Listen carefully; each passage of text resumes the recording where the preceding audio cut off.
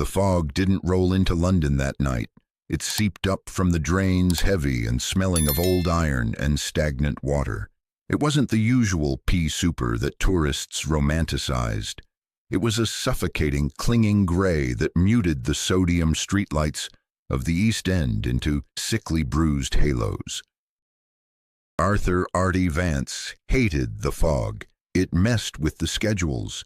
As a senior line attendant for the London Underground, specifically the graveyard shift at the labyrinthine King's Cross station, Artie lived his life by the second hand of his watch. Precision was his armor. If the trains ran on time, the world made sense. If he kept his head down, checked the pressure gauges, swept the platform, and ignored the drunkards vomiting in the bins, he could go home to his cat and his lukewarm tea. That was the deal Artie made with the universe. I will be invisible, and you will let me survive. He was currently sweeping the far end of the Northern Line platform, the bristles of his broom scraping a rhythmic, comforting shh against the concrete. The station was technically closed. The iron gates rolled down upstairs, but the tunnels always breathed. Air, pushed by distant maintenance trains, sighed through the ceramic tiles. But tonight, the air felt wrong. The pressure dropped so sharply Artie's ears popped. The usual smell of ozone and electric dust was overpowered by something metallic, something wet. Shh! He stopped. The sound of the broom had stopped, but the scraping hadn't. Artie gripped the handle of his broom, his knuckles white. The sound was coming from the tunnel mouth, a dragging wet limp. Scrape, squish, scrape. It wasn't a maintenance worker. The cadence was all wrong. It sounded like meat being dragged over sandpaper. Stations closed, Artie called out, his voice cracking. He cleared his throat, trying to summon the authority of his high-vis vest. You can't be down here. Power's live on the third rail. A silhouette detached itself from the gloom of the tunnel. It was shaped like a man, but the posture was broken. The figure listed heavily to the left, its spine bent at an impossible angle. As it stepped into the pool of flickering light, Artie felt his stomach drop through the floor. It was a man in a business suit, or what was left of one. The fabric was shredded, soaked in a dark, viscous liquid that dripped onto the platform tiles. But it was the face that froze the breath in Artie's lungs. The jaw hung loose, disconnected on one side, and the eyes. The eyes were milky, burning with a frantic, starving hunger that no human should possess. Help, the thing gurgled, but the word was a lie. It wasn't a plea, it was a lure. Artie took a step back, his invisible instinct screaming at him to run, but his legs felt like lead. I'm calling security. The thing laughed. It was a wet, bubbling sound. Then, with a speed that defied its broken limbs, it lunged. It didn't run. It scrambled on all fours like a spider, covering the 20 feet between them in a heartbeat. Artie fell backward, the broom clattering uselessly away. He squeezed his eyes shut, throwing his hands up, waiting for the teeth, waiting for the end of his invisible life. Bang! The sound was deafening, like a cannon firing in a library. Artie flinched, curling into a ball. Warm liquid splattered across his face. He waited to die, but the pain didn't come. Slowly trembling, he opened one eye. The creature was gone. Well, the top half was gone.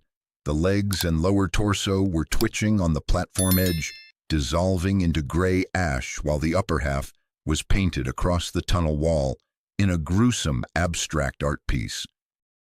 Please do keep your eyes open, love. You'll miss the show. The voice was bright, cheerful, and utterly incongruous with the carnage. Artie scrambled back on his elbows, looking toward the platform stairs. A girl stood there. She looked no older than 20, dressed in a yellow uniform that seemed mostly tactical but strangely formal. She held a cannon, there was no other word, for the massive anti-tank rifle in her arms, as if it weighed nothing. Her eyes were red, not bloodshot. Red. Behind her, emerging from the shadows like he was woven from them, was a man. He was tall, dressed in a trench coat and a fedora that cast a shade over his eyes. He wore round, orange-tinted glasses that caught the light. He held a handgun with a barrel a foot long, silver and engraved. Police Artie squeaked, though he knew they weren't.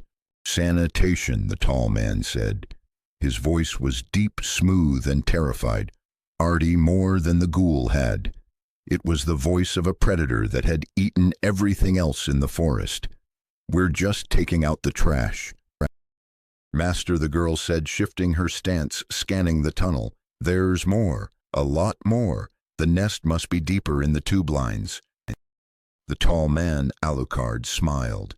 It was a wide, jagged expression that seemed to split his face. "Good, I was getting bored." From the tunnel darkness, a chorus of shrieks erupted. Dozens of eyes lit up in the gloom. They weren't just men in suits anymore. They were twisted monstrosities, ghouls, in various stages of decay, climbing over each other, a tide of rot flooding toward the light. Artie scrambled behind a concrete pillar, clutching his knees. He was invisible. He was a piece of scenery. "Don't look at me, don't look at me." Police girl Alucard drawled, raising his silver gun, the Joshua. "Cover the civilian. Try not to die." "Yes, master." The ensuing minute was a blur of violence that shattered Artie's understanding of physics. The girl Ceres unleashed a hail of high-caliber rounds that turned the front line of ghouls into mist. Alucard didn't even move his feet. He stood like a statue, firing with methodical, sadistic precision. Every shot was a kill. Heads popped like ripe melons. He was laughing, a low, rumbling chuckle that echoed over the gunfire. It was a massacre. It was godlike. It was the Hellsing organization doing what it did best, eradicating the supernatural with overwhelming firepower. But then the air changed again. It wasn't the metallic smell of the ghouls. It wasn't the sulfur of the gunfire. A heavy, oppressive silence slammed into the station, dampening the noise of the battle. The fog that had been outside seemed to bleed through the solid walls, curling around Artie's ankles, thick and unnatural. It smelled of incense, old blood, and nightmares. Alucard stopped firing. The smile dropped from his face. He tilted his head, his orange glasses flashing as he looked past the horde of ghouls deeper into the tunnel. Master Ceres called out, sensing the shift. "What is that?" "Something," old Alucard whispered. For the first time he sounded curious. In the center of the tunnel, amidst the swarming ghouls who suddenly halted in confusion, a sound rang out. Cling clang. It was the tolling of a small brass bell. It sounded lonely, mournful, and terrifyingly clear. The space between the rails shimmered, the air distorted as if heat was rising from black asphalt. A pool of dark purple light surrounded by spectral messengers, tiny skeletal figures reaching up from the ground, erupted from the floor. And from that nightmare fog a figure rose. It was a man, but he looked like he had walked out of a history book that had been set on fire. He wore a long leather coat, tattered and stained with layers of dried gore. A tricorn hat was pulled low over a face wrapped in bandages and a high collar. He looked exhausted. He looked like he had been hunting for 1,000 years. In his right hand, he held a weapon that looked like a jagged, rusted saw, folded against his forearm. In his left, a crude, bell-mouthed firearm. "Who invited the cosplayer?" Ceres murmured, keeping her aim on the ghouls. The ghouls, sensing fresh meat, turned on the new arrival. 3 of them, massive, bloated things with claws like knives, shrieked and leaped at the stranger. Artie watched, holding his breath.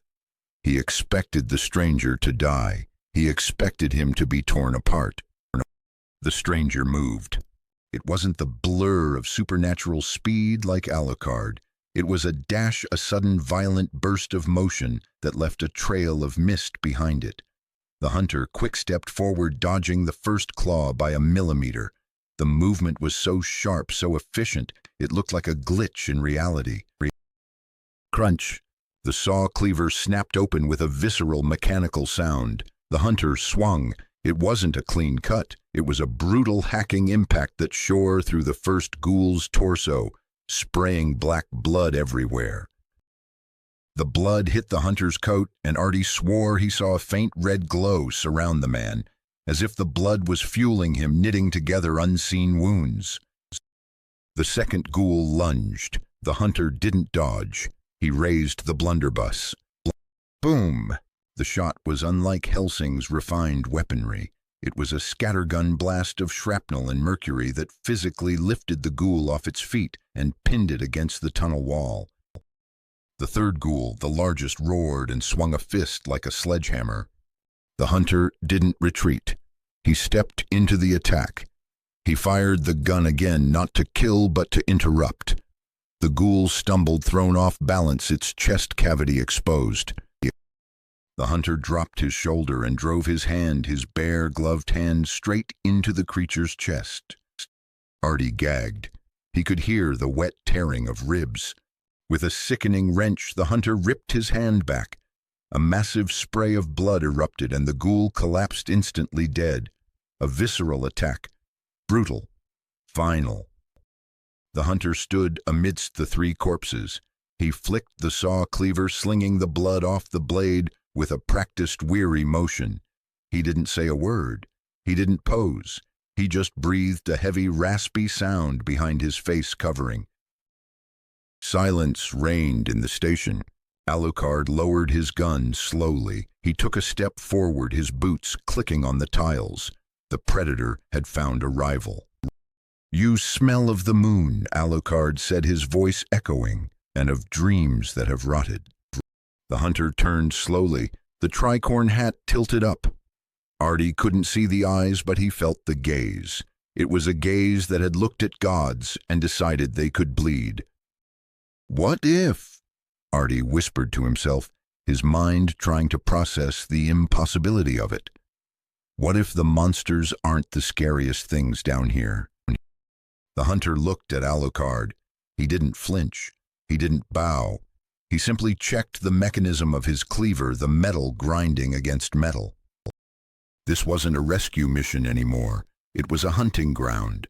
And for Artie, crouched behind his pillar, the terror had just evolved. He realized with a sinking heart that the invisible life was gone. He had seen the truth. There were wolves, there were sheep, and then there was this thing that killed the wolves. The hunter took a step toward Alucard. The ghouls in the background hesitated, unsure which death to choose. Alucard's grin returned wider than ever. Finally, the Vampire King purred. A night worth waking up for.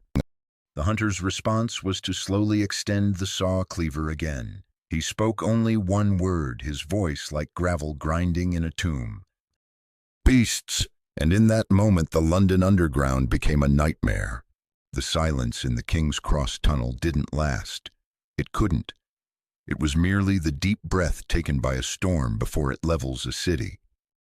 Artie pressed his back so hard against the concrete pillar, he felt the grit biting into his uniform. His world, once defined by timetables and pressure gauges, had contracted to a terrifying triangle. The laughing man in the red coat, the silent executioner in the gray rags, and the darkness stretching between them. "Beasts," the stranger had said. One word, but it carried the weight of a judge passing a death sentence. Alucard laughed again. It started low in his chest, a rumble that vibrated through the floor tiles and into Artie's boots. "Beasts," the Vampire King tilted his head, his orange glasses sliding down the bridge of his nose. "Is that what you see, I suppose, to a hammer? Everything looks like a nail. But I am not a nail, little man. I am the whole bloody carpentry shop."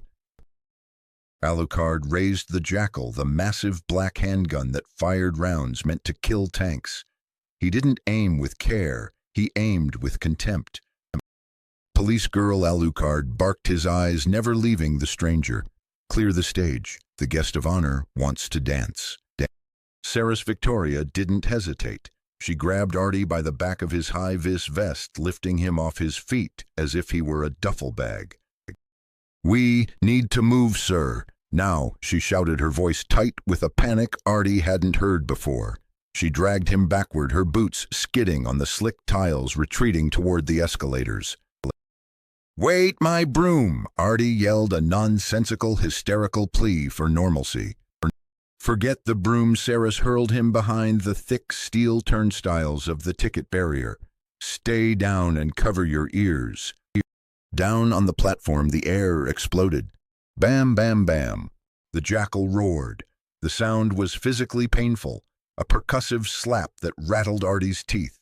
3 rounds, 13mm explosive, mercury-tipped, screamed toward the stranger in the gray coat. Artie peeked through the mesh of the gate, unable to look away. He expected to see pink mist. He expected the gray figure to simply cease to exist. But the stranger wasn't there. There was a sound, a high-pitched whoosh like wind rushing through a cracked window. The space where the hunter had stood was occupied only by a fading gray mist. Alucard's eyes widened a fraction. Behind him, the hunter coalesced from the air, stepping out of a slipstream that shouldn't exist. He was mid-swing. The saw cleaver extended in its long form, came down in a vicious vertical arc, aimed at Alucard's neck. Shunk! The blade bit deep into Alucard's shoulder, cleaving through the trenchcoat and biting into dead flesh. It was a killing blow for anyone else. Alucard didn't scream. He grinned. He turned his head, looking at the rusted blade buried in his trapezius muscle with mild amusement. Fast, he noted blood bubbling from his lips. Faster than a human. Faster than a werewolf. But you hesitate. Alucard raised the jackal, pressing the barrel directly against the hunter's stomach. Checkmate. Boom. The muzzle flash illuminated the tunnel like a lightning strike. The hunter was blasted backward, tumbling through the air like a rag doll. He skipped off the tracks, crashed into the far wall, and slid down into a heap of rubble and dust. "Got him," Artie whispered, trembling. "He got him." "No," Sarah murmured, her enhanced eyes narrowing. "Look at the blood." Artie squinted. The blood spray from the impact wasn't pooling, it was evaporating. It turned into a dark red steam that drifted back towards the pile of rags. The hunter twitched. A gloved hand planted itself in the debris. He pushed himself up.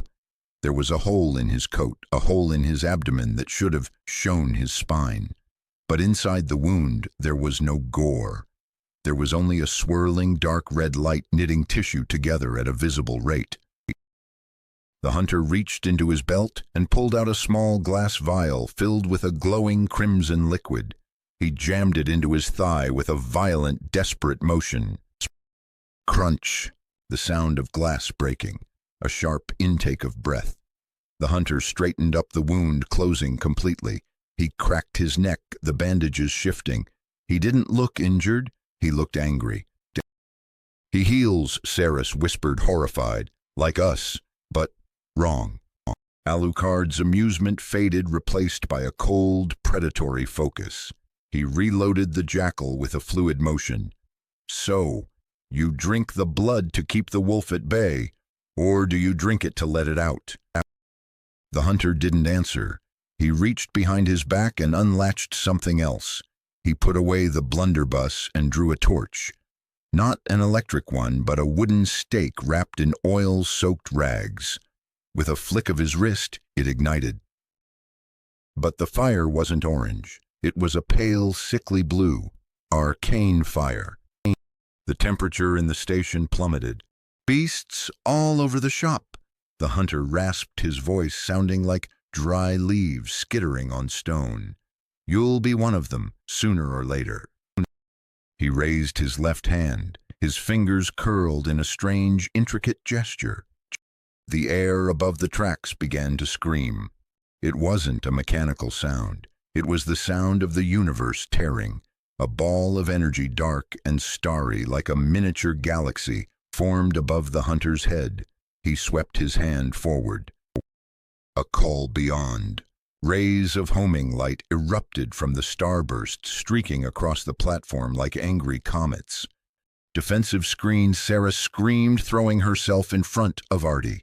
She deployed her shadow arm, creating a barrier of darkness. Alucard didn't block. He dissolved. He burst into a swarm of bats just as the arcane missiles hammered the spot where he had stood. The concrete platform shattered.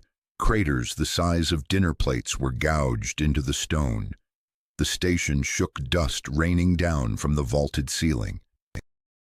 Artie curled into a fetal position, his hands over his head. "I'm just a line attendant, I'm just a line attendant." He chanted a mantra against the madness. The bats swirled and reformed Alucard on the ceiling, hanging upside down like a gargoyle. He dropped, firing both guns, Joshua and Jackal, in a rhythmic, deafening barrage. The hunter was a blur. He dashed, step, vanish, reappear, weaving through the bullet streams. He wasn't retreating, he was closing the distance. He switched the saw cleaver to its short, serrated mode. They met in the center of the tracks. It was a blur of steel and silver. Sparks flew as the saw cleaver clashed against the barrels of Alucard's guns. The hunter fought with a savage, desperate efficiency, slashing at the eyes, the knees, the throat. Alucard fought with arrogant power, absorbing hits to deliver point-blank shots. But something was changing. Artie, peeking out from behind Ceres's shadow, saw it first. The fog. The gray fog that had seeped in with the hunter was getting thicker, and it was reacting to the blood being spilled. Every drop of Alucard's vampiric blood that hit the floor didn't just sit there. It sizzled, it boiled. And the ghouls, the ones Ceres had gunned down earlier, the piles of rotting meat began to twitch. Master Ceres shouted, her voice cutting through the gunfire. "The corpses, they're moving." Alucard kicked the hunter away, creating separation. He landed gracefully on the third rail, immune to the electricity. Regenerating, he scoffed. "My ghouls don't do that. They stay dead." "Not anymore," the hunter said. He stood up, breathing heavily, steam rising from his coat. "The blood is foul." The piles of ghoul meat weren't just reanimating, they were mutating. Artie watched bile rising in his throat as a ghoul's jaw unhinged and kept splitting, opening down to its chest. Ribs snapped outward, becoming jagged legs. Fur, coarse and matted, sprouted from the dead gray skin. The human groans were replaced by high-pitched animalistic shrieks. The Hellsing artificial vampires were becoming Yharnam scourge beasts. "What have you done?" Ceres gasped, stepping back. The hunter didn't look at her. He looked at the transforming monstrosities with a weary familiarity. The scourge spreads. It always spreads. One of the new beasts, a wolf-like thing made of suit fabric and teeth, lunged at Artie. "Look out!" Ceres spun, swinging the massive barrel of her Harkonnen cannon like a club. She smashed the beast mid-air, sending it flying into the tunnel wall. But it didn't stay down. It scrambled up, its limbs broken and twisting back into place with sickening cracks. "They're faster," Ceres reported, her tactical mind struggling to catch up. "And stronger. My rounds aren't stopping them." "Fire kills them," the hunter said. He threw a Molotov cocktail, one he pulled from nowhere. It shattered against the beast, engulfing it in flames. The creature shrieked a sound of pure agony and thrashed until it stopped moving.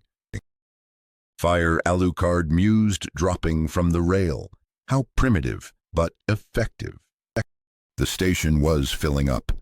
More ghouls were dragging themselves out of the tunnels, drawn by the smell of blood. And as they entered the fog, they changed. Limbs lengthened. Eyes multiplied. The logical military threat of the Hellsing undead was being overwritten by the chaotic biological horror of the nightmare. Artie felt a headache splitting his skull. It wasn't just stress, it was a pressure behind his eyes. He looked at the station walls. The advertisements for West End musicals and insurance were melting. The text was changing into symbols he didn't know but somehow understood. Runes. Kyril runes. I can hear them, Artie whispered. He clutched his head. They're scratching inside the walls. Saris looked at him concerned. Sir, stay with me. No, Artie gasped. Not the ghouls, the things watching. He pointed up. High above, clinging to the shadows of the vaulted ceiling, where the ventilation shafts opened, something massive stirred. It was invisible to the naked eye, but Artie, his mind cracked open by the proximity to the hunter, could see the shimmer. A massive almond-shaped head. Too many arms. The hunter snapped his head toward Artie. For the first time, he seemed surprised. You have eyes. I don't know, Artie sobbed. Suddenly, the station's PA system crackled to life. The static was harsh, cutting through the growls of the beasts and the hum of the hunter's arcane aura. Alucard report. The voice was icy, imperious, and radiated absolute authority. Sir Integra Fairbrook Wingate's Hellsing. Alucard tapped the comms bead in his ear, never taking his eyes off the hunter. Master, we have a situation. A tourist has arrived, and he's brought his own weather. The sensors are going haywire, Integra's voice clipped. Psychic interference is off the charts. We are reading a spatial displacement centered on King's Cross. It's expanding. What is the target? A hunter, Alucard said, smiling again. And he's turning our garden variety trash into something spicy. Contain it, Integra ordered, and bring the intruder in, alive. I want to know how he's rewriting the laws of physics in my city. Alive? Alucard chuckled, looking at the hunter who was currently sawing the head off a mutating beast with grim determination. That might be difficult. He doesn't seem the surrendering type. The hunter kicked the headless corpse away. He looked at Alucard, then at Saris, and finally his gaze lingered on Artie. The night is long, the hunter said, and the moon is close. He reached into his coat and pulled out a small resonant bell. He rang it. Ding! The sound was pure and clear. From the darkness of the tunnels, answering bells rang out. Not one, dozens. He's calling for backup, Saris asked, raising her cannon. No, Alucard said, his smile vanishing. He's ringing the dinner bell. The ground shook. The tiles cracked. From the deep tunnels of the northern line, a roar echoed that made the previous screeches sound like whispers. This was something big, something that barely fit in the tube. The cleric beast was coming. Artie looked at Saris. I want to go home now, please. Me too, Love Saras said, gritting her teeth. Me too. Alucard holstered his guns and spread his arms wide, his shadow expanding, writhing with eyes and teeth. Come then, Alucard roared at the darkness. Show me your nightmare. I'll show you why I am the thing that hides under your bed. The hunter simply adjusted his hat, flicked the blood off his cleaver, and stepped forward to meet the oncoming train of teeth. The adaptation had begun. London was no longer England, it was Yarnum, and the hunt was just starting. The sound arrived before the monster. It wasn't a roar, it was a frequency, a chaotic screeching dissonance that felt like a bandsaw, cutting through bone directly inside Artie's inner ear. The fluorescent lights of the King's Cross platform didn't just flicker, they exploded in sequence, popping like flashbulbs, plunging the station into a strobing nightmare of sparks and emergency red. Back, Sarah screamed, shoving Artie behind the heavy steel pillar of the escalator archway. Get back! The tunnel mouth, reinforced with century-old brick and steel, didn't just crumble, it expanded. The bricks screamed as they were forced outward, mortar turning to dust, steel girders snapping like dry twigs. And then it squeezed through. The cleric beast was a towering impossibility of matted fur, exposed muscle, and antlers made of bone and agony. It was too big for the space. It scraped the ceiling, tearing down power cables that whipped and sparked, lighting up its horrifying, emaciated frame. One arm was a withered limb. The other was a massive, swollen sledgehammer of claw and sinew that dragged along the ground, gouging deep furrows into the concrete. "Oh, look at the size of you, Alucard," whispered his voice, cutting through the cacophony. He stood his ground in the center of the tracks, a speck of red against the gray avalanche of fur. "You've been eating your vitamins." The beast shrieked a sound that shattered the glass of the ticket booth 50 feet away and brought its massive arm down. Crash! The impact was tectonic. The platform where Alucard stood simply ceased to exist. A crater erupted, sending chunks of concrete, the size of cars, flying through the air. Dust billowed out, a choking gray cloud mixed with the smell of ozone and rot. Artie coughed, curling into a ball, shielding his head. "He's dead. He's gotta be dead." "Not him!" Saras gritted out her eyes, scanning the dust cloud, her cannon spinning up with a high-pitched whine. "Watch the left flank." From the dust, a shadow launched itself upward. Alucard was laughing.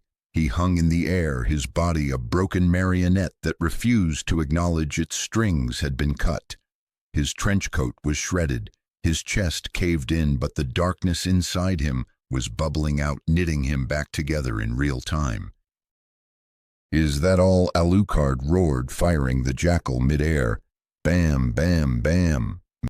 The explosive rounds hit the beast's face, detonating on impact. Chunks of fur and bone flew off, but the creature didn't recoil. It didn't seem to care about pain. It just got angrier. It swiped at the air, catching Alucard and slamming him into the station wall with enough force to embed him in the tilework.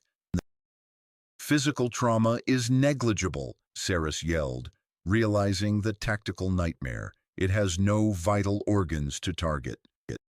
The hunter moved. He didn't jump. He flowed. He used the chaos. While the beast was focused on the red fly buzzing around it, the hunter sprinted along the edge of the ruined platform.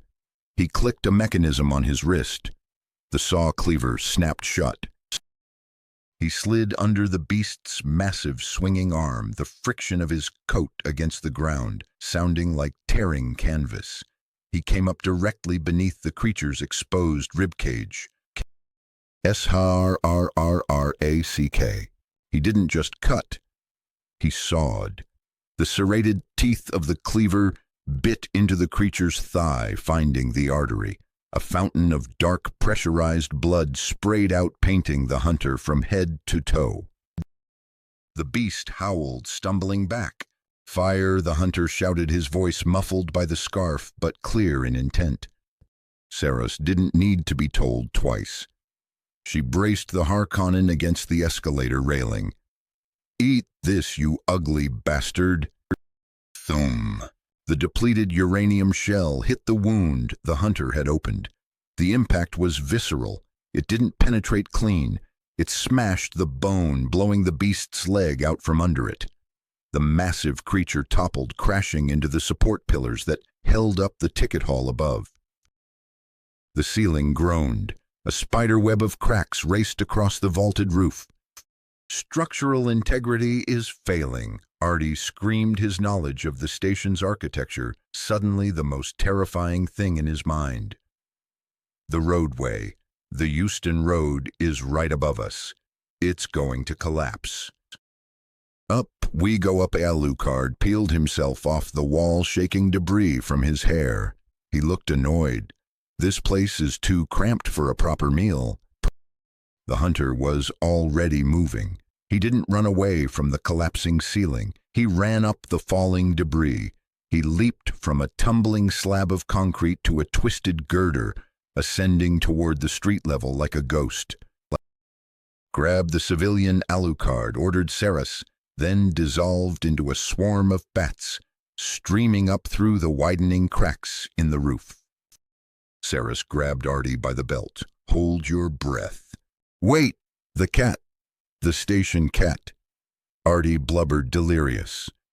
"We are leaving." Ceres launched herself up the escalator shaft, her enhanced legs clearing 20 steps at a time. Behind them, the tunnel imploded. The roof gave way completely. Thousands of tons of London clay tarmac and piping crashed down, burying the cleric beast. They burst out into the cool night air of King's Cross Square. The transition was jarring.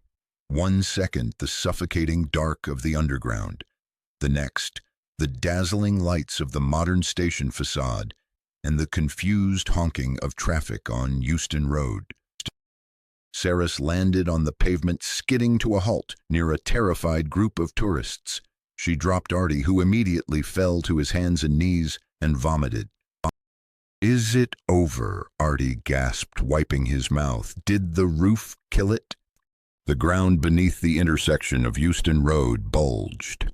It was like watching a heartbeat under the skin of the city. The tarmac rose, cracked, and then erupted. The cleric beast roared, climbing out of the earth like a demon born from the soil. It shook itself, debris raining down on cars.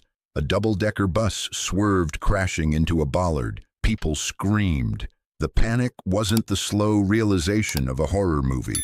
It was instant, chaotic stampede.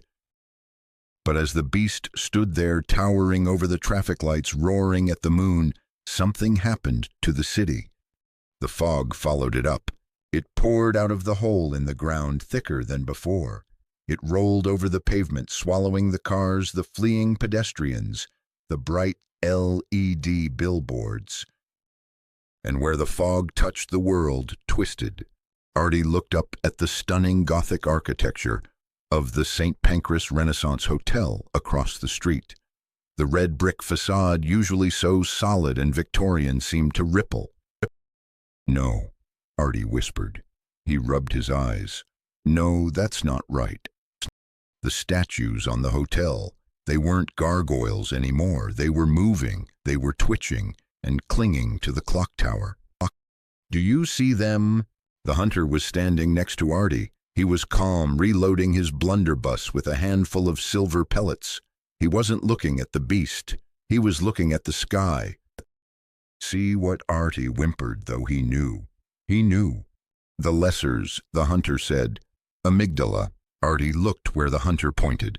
Clinging to the spire of St. Pancras, invisible to the screaming crowd, but burning bright in Artie's mind, was a creature the size of a building. It had a bulbous, almond-shaped head, too many limbs, and it hung there like a spider waiting for a fly.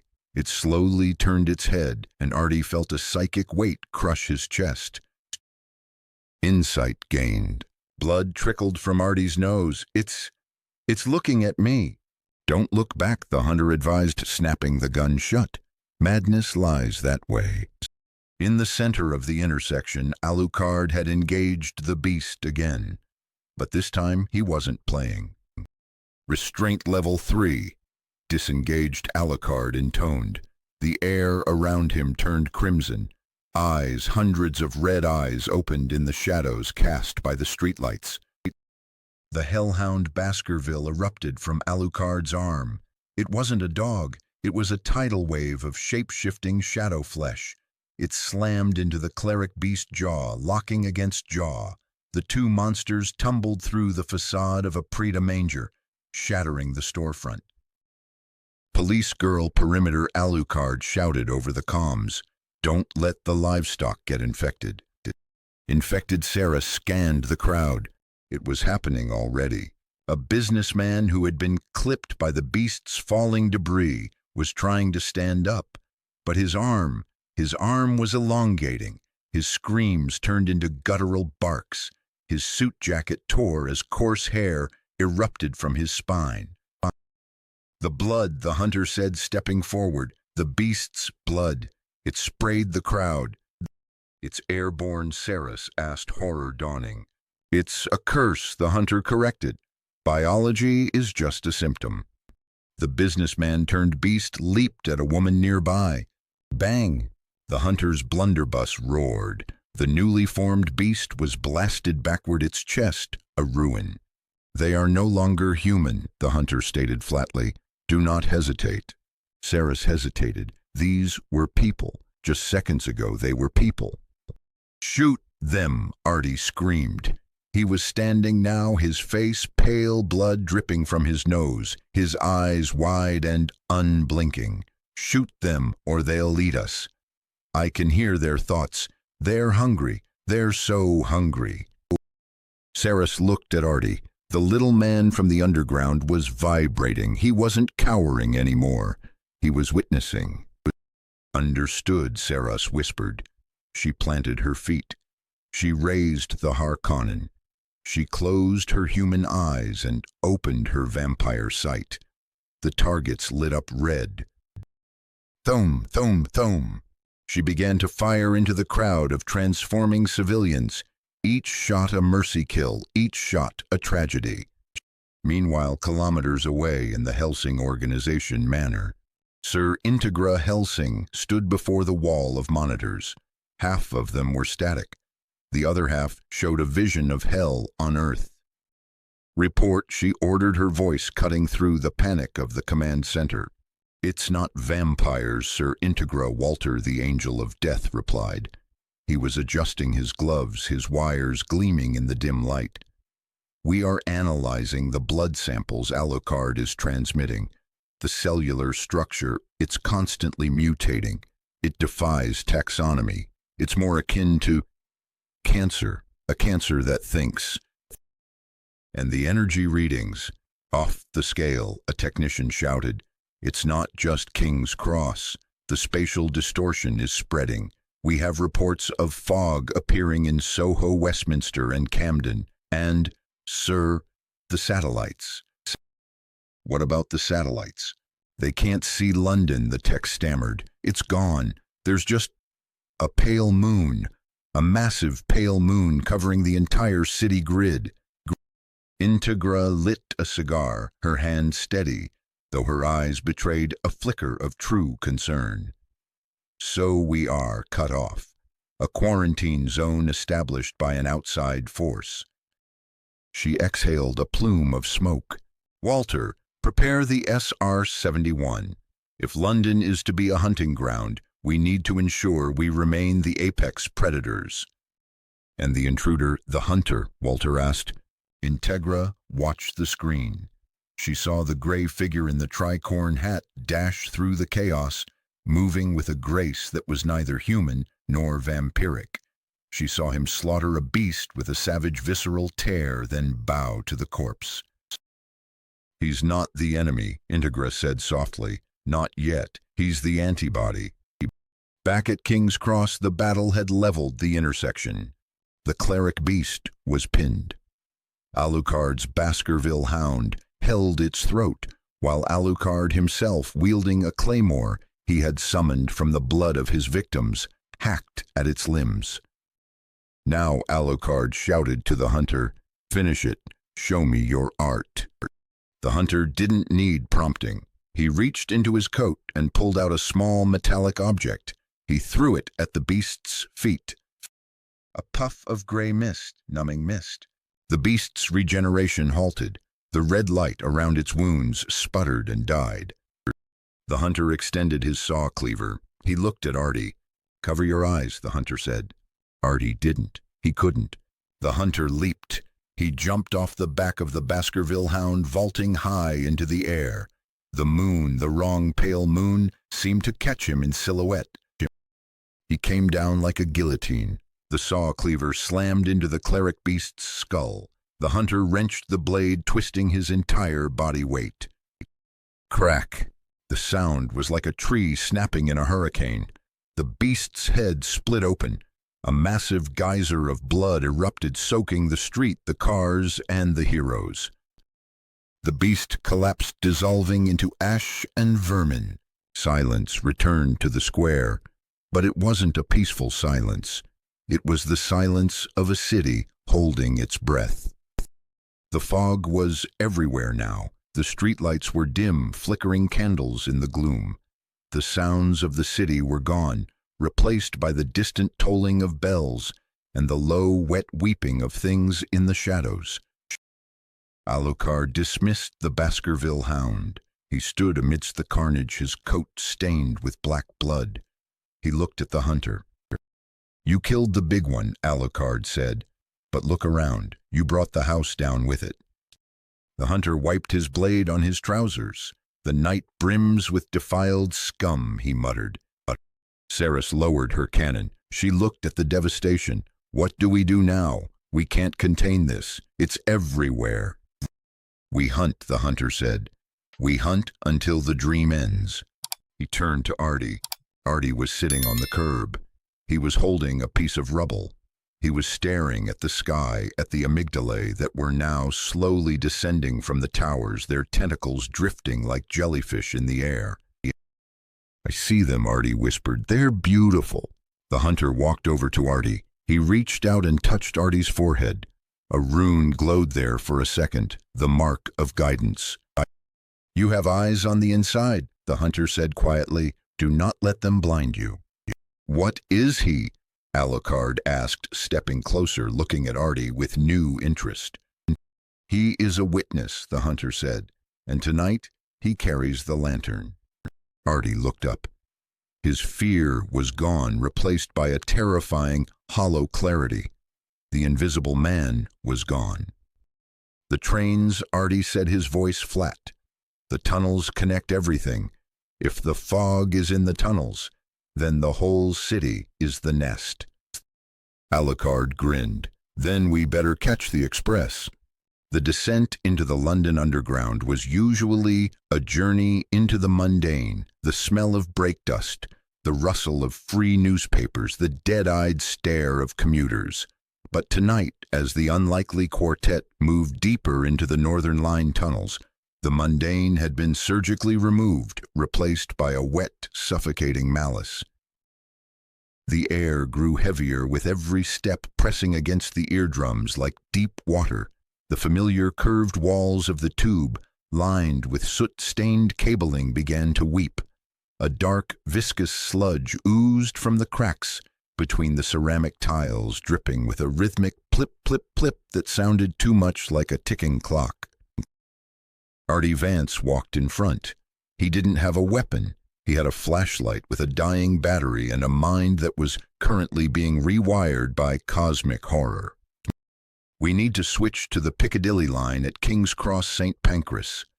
Artie mumbled, his voice devoid of its usual nervous tremor. He wasn't looking at the tracks. He was looking at the air in front of him, tracking invisible spores. But the interchange tunnel is gone. It's been digested. "Digested, Saris Victoria?" asked her voice, echoing too loudly in the confined space. She walked backward, her Harkonnen cannon sweeping the darkness behind them. "You mean collapsed?" "No," Artie said, stopping. He pointed his flashlight at the tunnel wall. The wall wasn't concrete anymore. It was covered in a thick gray membranous skin, pulsing slowly. Veins thick as ropes and glowing with a faint, sickly violet light throbbed beneath the surface. It looked less like a transport tunnel and more like the throat of a dying god. "The geometry is soft," Artie whispered, reaching out to touch the pulsing wall. "The station is dreaming." "Don't touch it, you fool," Alucard warned, though he sounded more bored than concerned. The Vampire King strolled with his hands in his pockets, his red coat unblemished despite the carnage above. He looked like a man taking a midnight constitutional through a slaughterhouse. "That is not architecture, that is biology." The hunter, walking silently at the rear, stopped. He crouched, inspecting a pool of sludge on the sleepers. He dipped a gloved finger into it, rubbed it against his thumb, and sniffed. "Poison," the hunter rasped. slow, old. He stood up and looked at Artie. The lantern. Does it show the path? Artie closed his eyes. In the darkness of his mind, the map of the London Underground, the one he had memorized for 20 years, was burning. The colored lines were writhing like snakes. The northern line wasn't black anymore. It was a deep, bruised purple, and it didn't lead to Morden. It led down, deep down. The gap, Artie said, his eyes snapping open. They were bloodshot, the pupils dilated to pinpricks. We have to mind the gap. The abyss is widening. He turned and walked straight toward a solid brick wall that blocked the old maintenance shaft. Sir Saras called out, "That's a dead end." "Eyes," Artie muttered. "Grant us eyes." He didn't slow down. He stepped through the wall. The brick rippled like smoke and he vanished. Saras gasped, lowering her gun. Did he just... An illusion, Alucard chuckled. Or perhaps reality has just decided to take a holiday. After you, police girl. Saras hesitated, then stepped through the mist. The sensation was cold, like walking through a freezer curtain.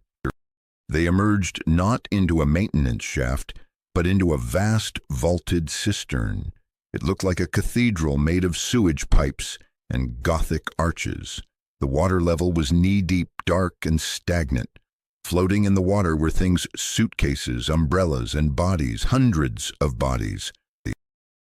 But they weren't just floating, they were arranged. Tied together with intestines and refuse, they formed rafts, and standing on those rafts were the locals.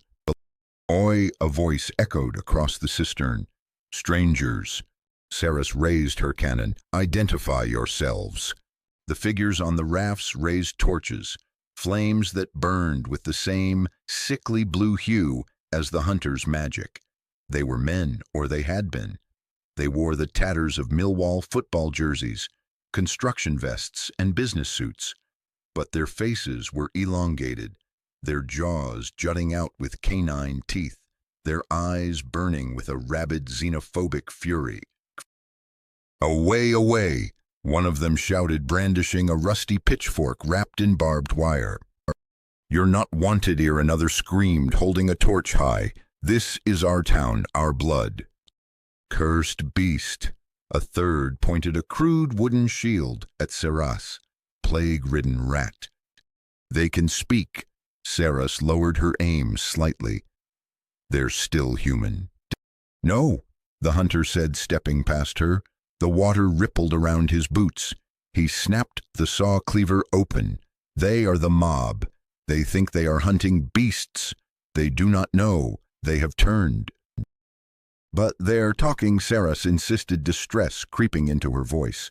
"They're scared. Maybe we can—" "You can't save them," the hunter interrupted coldly. "Mercy is a quick death." The mob roared. A Molotov cocktail sailed through the air, trailing blue fire. It smashed into the water near Alucard, igniting the surface scum. "Kill them!" the leader shrieked. "Mash 'em up for the queen, for the blood!" The mob charged. The rafts were poled forward, and those in the shallow water splashed toward the group, swinging axes, cleavers, and cricket bats driven through with nails. "Police girl." Alucard sighed, checking his nails. "If you don't shoot them, they will peel your skin off and wear it as a poncho. While I admire the fashion statement, it would be inconvenient." Saras grit her teeth. I can't just execute civilians." The first attacker reached them, a hulking man in a torn banker's suit, wielding a fire axe. He swung with a speed that was chemically enhanced, his eyes rolling back in his head, foam dripping from his lips. Saras dodged the axe, sparking against the stone wall. She shoved him back with the stock of her gun. "Stop. Stay back." The banker didn't stop. He lunged again, biting at her face. Crunch. The hunter was there. The saw cleaver came down, burying itself in the banker's skull. The hunter ripped the blade free, and the man dropped. "They feel no reason," the hunter said to Saras, not looking at her. "Only the thirst." More came. A dozen. 50. They poured out of the drainage pipes, a tide of angry, mutated humanity. Fine, Sarah screamed, tears pricking her eyes. Fine. She braced the Harkonnen. She didn't aim for heads. She aimed for the rafts. Boom, boom.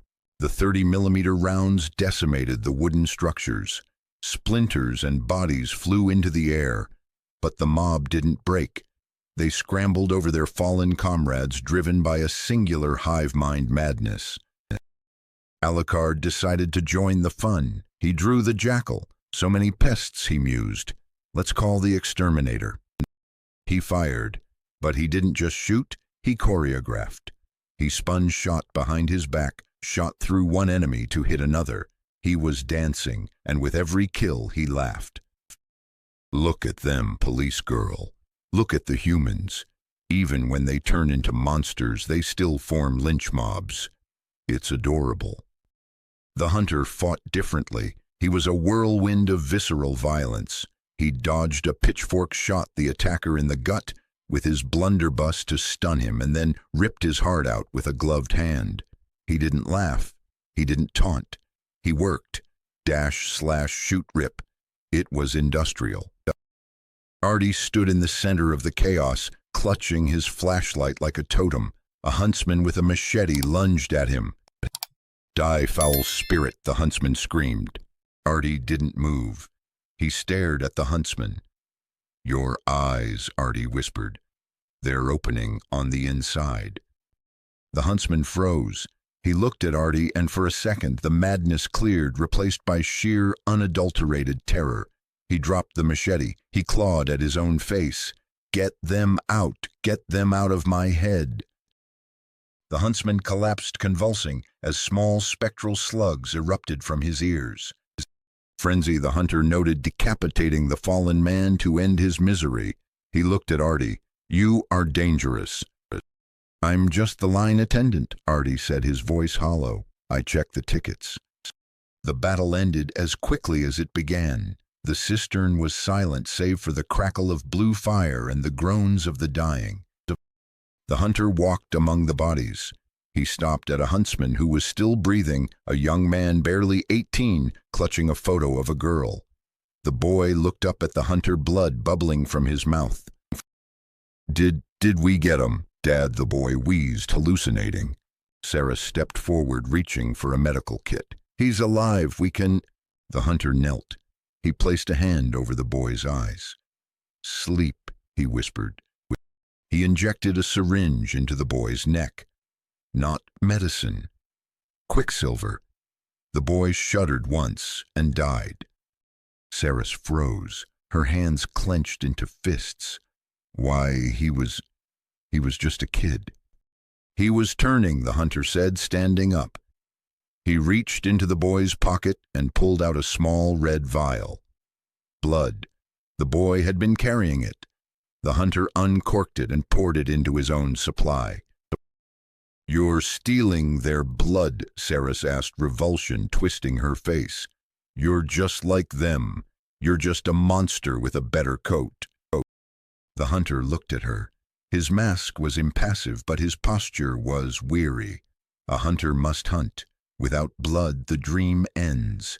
And if the dream ends, the night lasts forever. He's right, police girl, Alucard said, reloading his guns. He is a pragmatist. You are a sentimentalist. Guess which one survives longer down here? I don't care about surviving, Saras shouted, her voice breaking. I care about saving people. That's why we're Hellsing. That's why we fight. We fight, Alucard corrected, his voice dropping an octave, becoming cold and ancient. Because we are the monsters that hunt other monsters. Do not confuse your job description with a charity worker's. Saras looked between the two men, the vampire who reveled in death and the hunter who treated it like a chore. She felt a profound isolation. She looked at Artie. Artie was staring at the far end of the cistern. There was a gate there, a massive iron gate stamped with the emblem of the London Underground, but twisted. The circle and bar were warped into a sigil that hurt to look at. "The train is coming," Artie said softly. "Can you hear it?" A low rumble vibrated through the floor. The water in the cistern began to ripple. "Train?" Alucard asked. "The power is out." "Not that train," Artie said. "The Nightmare Express." The gate groaned open. From the tunnel beyond, a blinding light poured out. It wasn't the white light of a train headlamp.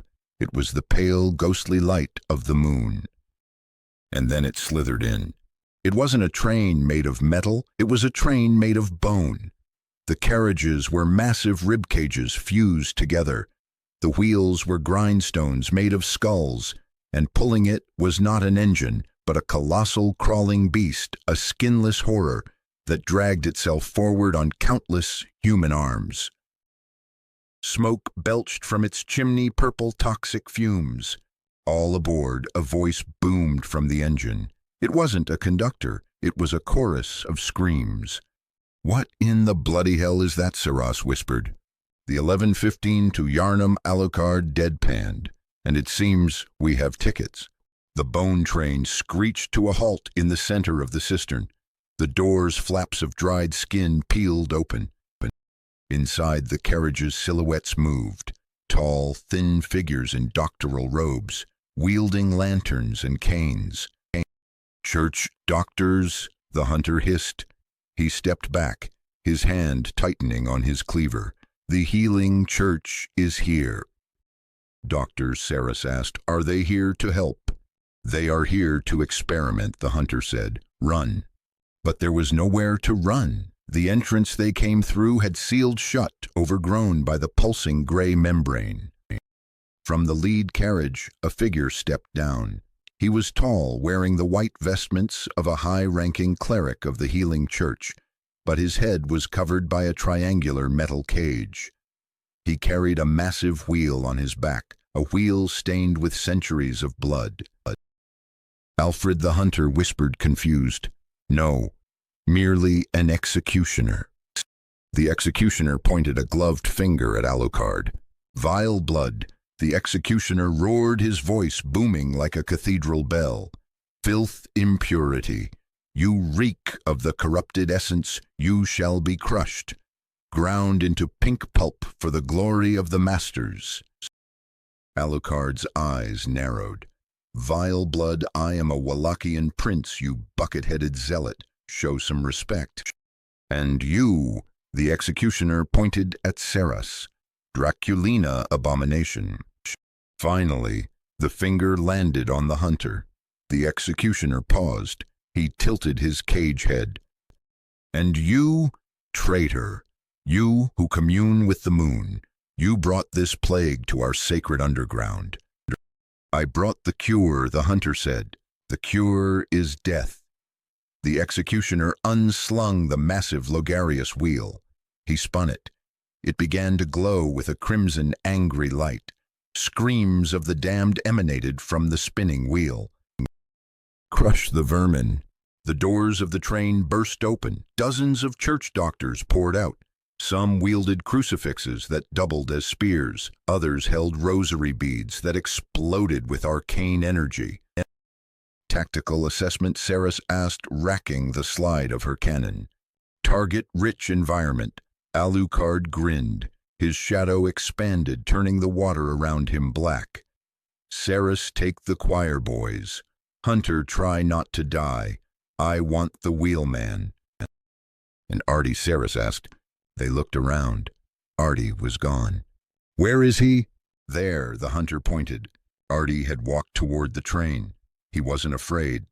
He was walking right up to the engine beast. He reached out a hand. The massive, skinless face of the engine lowered itself. It sniffed Artie. It didn't bite. It whimpered.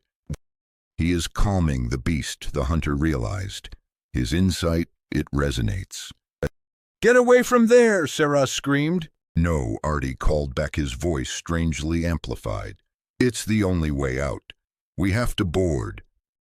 "Board the meat train," Alucard raised an eyebrow. "I have standards." "The tunnel behind the train," Artie shouted, pointing past the engine. "It leads to the nest.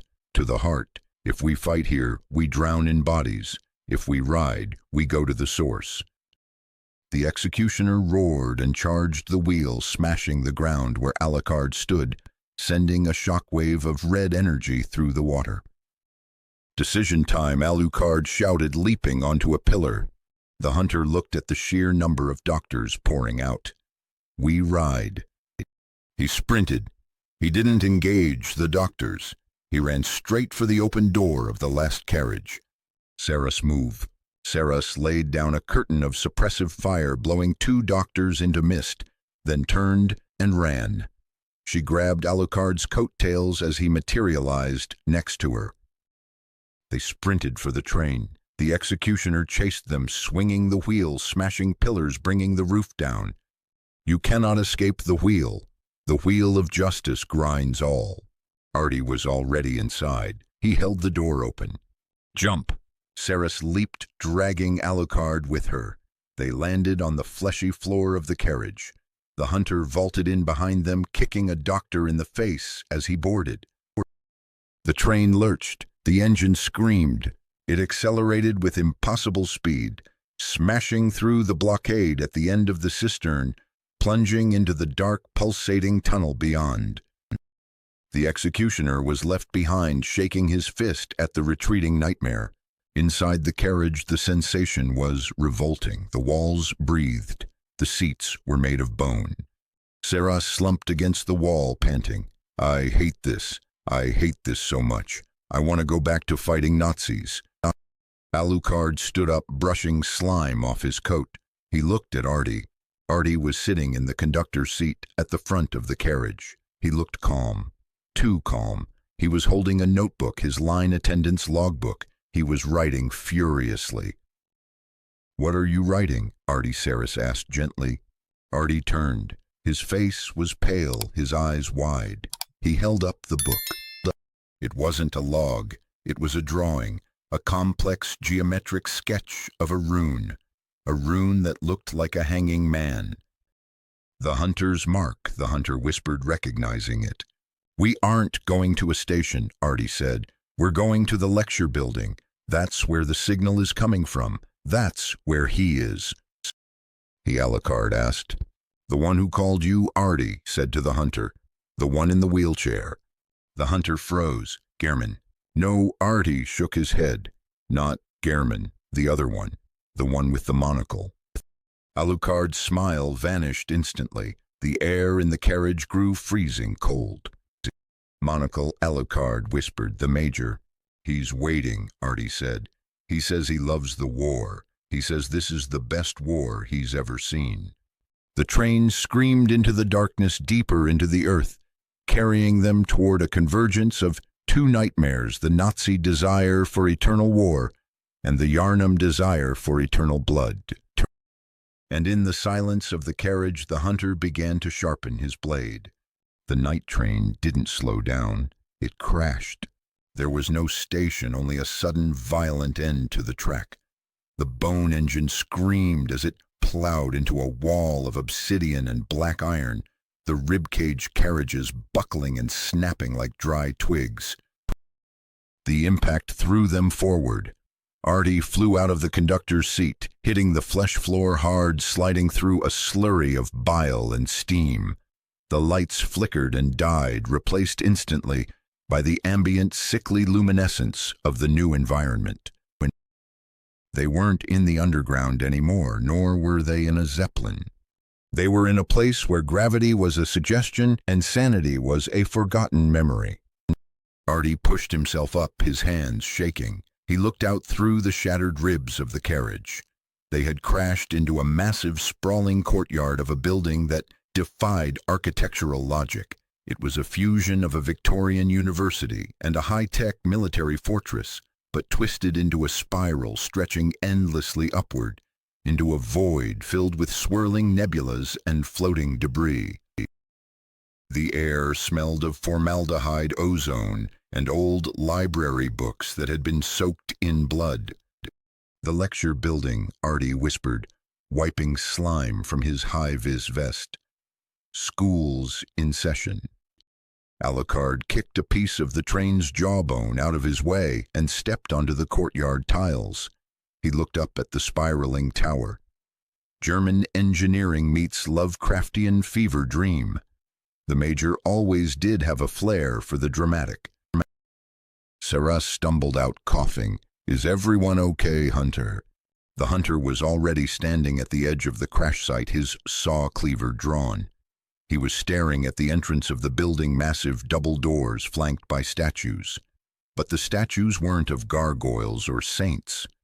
They were statues of Letalones, the alien slug-like scholars of Bürgenwerth, wearing SS officer caps.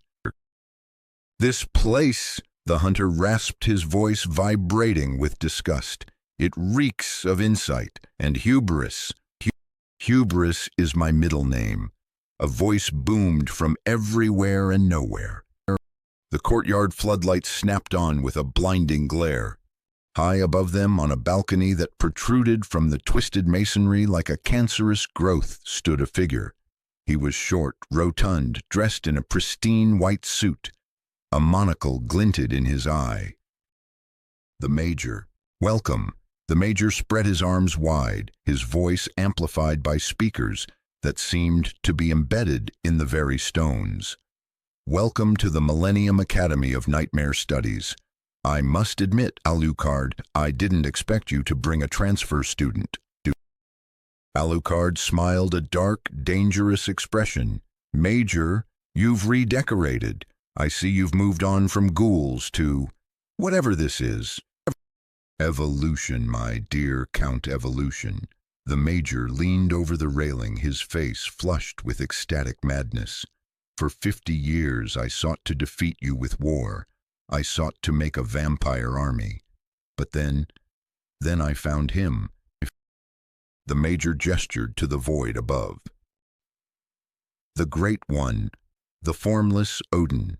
The cosmos is not empty, Alucard. It is teeming with war, eternal biological psychic war. And I realized, why settle for making soldiers when I can make gods?" "He's mad," Saris muttered, "even more than usual." "He has communed," the hunter said darkly. "He has stared into the abyss, and the abyss gave him a scholarship." "Silence, interloper." The Major pointed a gloved finger at the hunter. "You, the antibody. You think you can stop the progress of science. I have synthesized the Third Reich's discipline with the healing church's miracle. I have cracked the code of the old blood." The Major snapped his fingers. "Demonstrate my class. Show them the results of your midterms." The doors of the lecture building burst open. It wasn't an army of soldiers that marched out. It was a tide of scholars. They were men in lab coats and SS uniforms, but their bodies had turned liquid. Their heads were bulbous, swollen sacs of fluid wobbling on elongated necks. Their arms had lengthened into tentacles that dragged on the ground, dripping caustic slime. They didn't march. They slithered, a wet, squelching army of melting flesh. "Humanity," the Major crooned, "freed from the rigidity of bone-malleable fluid, ready to be shaped into the ultimate weapon." "They are kin," the hunter noted revulsion clear in his posture. "Failed kin." "They are disgusting," Alucard corrected. He drew both guns. "Let's fail them a little harder." The battle for the courtyard was not a fight. It was an extermination. The slime scholars lunged, vomiting streams of acidic quicksilver.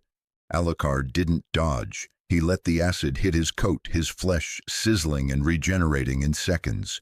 He walked forward, firing with mechanical precision. Blam! Blam! Every shot burst a swollen head like a water balloon filled with mercury. "Biology class is cancelled," Alucard laughed, spinning and blowing a scholar in half. Saris held the perimeter, her Harkonnen thumping rhythmically. "They don't stop coming, they're splitting." It was true. When a scholar was cut in half, the two halves wriggled and reformed into smaller, faster versions. "Fire!" the hunter shouted. "Use fire!" He dashed into the fray, his saw cleaver replaced by the flame sprayer. He pulled the trigger and a stream of arcane fire erupted, engulfing a cluster of scholars. They shrieked, a high-pitched bubbling sound, as the heat denatured their unstable proteins. They didn't split, they boiled away into nothingness. "Burn them," Saras acknowledged. She switched ammo types. Incendiary rounds loaded. The courtyard became an inferno. The smell of burning chemicals was overpowering. Artie, hiding behind the wreckage of the train, gagged, pressing his sleeve to his nose. The numbers, Artie analyzed, his eyes darting around, seeing the ley lines of the battle. They're infinite. The building, it's printing them. He pointed to the open doors. Inside, he could see machinery, vats, giant printing presses that weren't stamping paper but flesh. "We have to go inside," Artie screamed. "We have to stop the press." "You heard," the conductor Alucard roared. "Inside, I want a word with the dean." They pushed forward, a wedge of fire and silver cutting through the sludge of the melting army. They breached the doors and entered the grand hall. The noise of the battle faded instantly, replaced by the hum of machinery, and the sound of Gregorian chants played backward. The interior was vast. Spiral staircases wound up the walls, leading to hundreds of balconies, but the center of the room, the center, was the horror. It was a research hall. Suspended from the ceiling by chains were thousands of glass cages, and inside each cage was a person. Londoners, commuters, tourists. They were stripped naked, wires and tubes hooked into their skulls and spines. Their eyes were taped open, forced to stare at screens flashing Eldritch runes, Carol runes, at strobe light speeds. They were screaming, but the silence of the glass muffled it, turning the sound into a low, continuous drone of agony. "My God," Saras whispered, the color draining from her face. She lowered her gun. "There are thousands of them." "The battery," Artie said, his voice trembling. "He's harvesting insight. He's force-feeding them the Eldritch truth to elevate their brain fluid." Precisely. The Major's face appeared on a massive screen dominating the far wall. "The old blood is potent," the Major lectured, "but it requires a catalyst. To ascend, one needs eyes. And where better to get eyes than from the populace? Each of these citizens is processing a fragment of the Great One's dream. Collectively, they are a supercomputer calculating the coordinates for ascension." "You're torturing them!" Saras shouted, tears welling in her red eyes. "Let them go." "I cannot," the Major replied calmly. "They are the firewall. You see, the nightmare is unstable. If I disconnect them, the barrier collapses. The outer gods flood in. And if I leave them, well, eventually, their brains melt and I harvest the fluid to fuel my new body." He paused, smiling. "A simple trolley problem, police girl. Save the few, doom the world, or sacrifice the many to birth a god me who will bring eternal order through eternal war." "False god," the hunter spat. He wasn't looking at the screen. He was looking at the base of the central pillar that held the chains. There was a lever, a massive brass switch mechanism. It was glowing with red light. "The ritual," the hunter said. "It is nearly complete. The moon is descending." "We have to stop it," Saras said, stepping forward. "We have to cut them down. We can save them. Artie, can you override the locks?" Artie looked at the console. He looked at the runes. He saw the truth. "Saras!" Artie said, his voice breaking. "Look at them. Really look at them." Saras zoomed in with her vampiric vision. She looked at a woman in the nearest cage. The woman wasn't just screaming. Her head was expanding. Her skin was translucent. Beneath the skin, things were moving, writhing. "They aren't people anymore," Artie whispered. "They are cocoons." "No," Saras denied it. "No, we can cure them. We have Hellsing medical tech. We have..." "There is no cure for the cosmos," the hunter said. He walked toward the central pillar. He didn't walk with hesitation. He walked with the heavy, inevitable gait of an executioner. "What are you doing?" Seras asked, panic rising in her chest. "The ritual requires a host," the hunter said. "To stop the calling, you must silence the callers." He reached for the mechanism, but he didn't reach for the release lever. He reached for the purge valve, a lever marked with a skull. "Don't," Seras aimed her Harkonnen at the hunter. "Don't you dare, there are children in there." "If they wake," the hunter said, stopping and turning to face her, "they wake as beasts. Or worse, winter lanterns. They will drive the rest of the world mad, simply by existing." "We don't know that," Seras screamed. "Master, tell him." Alucard stood off to the side, leaning against a pillar. He was watching the scene with a strange, detached curiosity. "It is a conundrum," Alucard mused. "The girl is right. Killing them is rude. But the Grim Reaper there is also right. They are effectively bombs waiting to go off." Alucard looked at Seras. "This is your choice, Seras. You are the guardian of London. Do you save the city or do you save its citizens?" "I save both," Seras yelled. "That's what we do." "Not tonight," the hunter said. The hunter moved. He didn't attack Seras. He ignored her. He used the quickstep, a blur of motion that bypassed her aim entirely. He appeared at the base of the pillar. No, Seras fired. The round hit the ground at the hunter's feet, a warning shot. The hunter didn't flinch. He grabbed the purge lever. "Forgive me," the hunter whispered into his scarf. He pulled it. Clang. The sound was mechanical final. From the ceiling, nozzles opened above every single cage. They didn't spray water. They sprayed incendiary gas. No, Seras dropped her gun, sprinting forward, but it was too late. A spark ignited the gas. The hall turned into a blast furnace. The glass cages became ovens. The screams changed. They weren't the drone of torture anymore. They were the sharp, piercing shrieks of thousands of souls dying at once. Seras fell to her knees, screaming with them. She covered her ears, but she couldn't block it out. She could feel their deaths, every single one. As a vampire, the sudden release of so much life force hit her like a physical blow. "You monster," Seras howled, looking at the hunter. "You murdered them. You murdered them all." The hunter stood in the glow of the burning vats. The fire reflected in his black eyes. He didn't look triumphant. He looked infinitely weary. "The nightmare is severed," the hunter stated. Above them on the screen, the Major was laughing. He wasn't angry. He was applauding. "Magnificent," the Major clapped. "Cruelty. Pure, unadulterated cruelty. I knew you had it in you, Hunter. You are just like me. You will burn the world to prove a point." "I am nothing like you," the hunter said, drawing his blunderbuss. "I hunt beasts." The flames in the cages began to die down. The screaming stopped.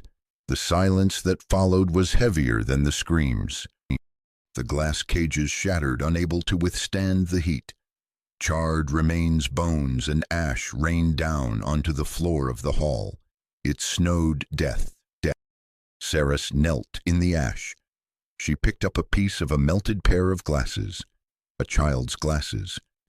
She stood up slowly. Her shadow began to writhe.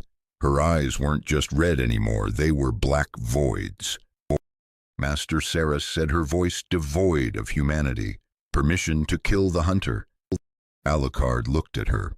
He saw the crack in her soul, the break he had been waiting for, or perhaps fearing. "Denied," Alucard said softly. "Why?" Seras snarled, turning on him. "He killed them. He's a murderer." "He did what was necessary," Alucard said, his voice unusually grave. "Look." He pointed to the pile of ash. From the charred remains of the cocoons, spirit vapor was rising, but it wasn't peaceful. Small, dark slugs, phantasms, were crawling out of the ashes, screeching and dying now that their hosts were gone.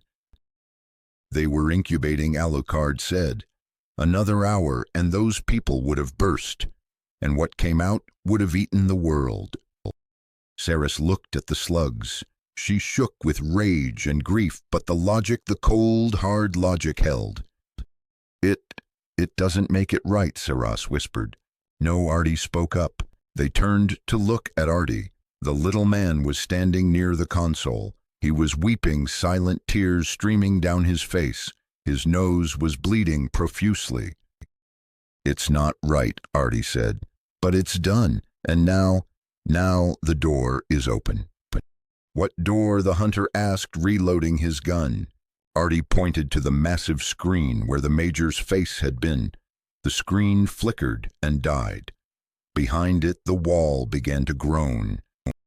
The bricks pulled apart. A massive swirling vortex of purple fog revealed itself. The nightmare frontier, Artie said. The Major isn't in the building. He's in the dream. He's at the heart of the web. The hunter stepped toward the portal. He walked past Saris.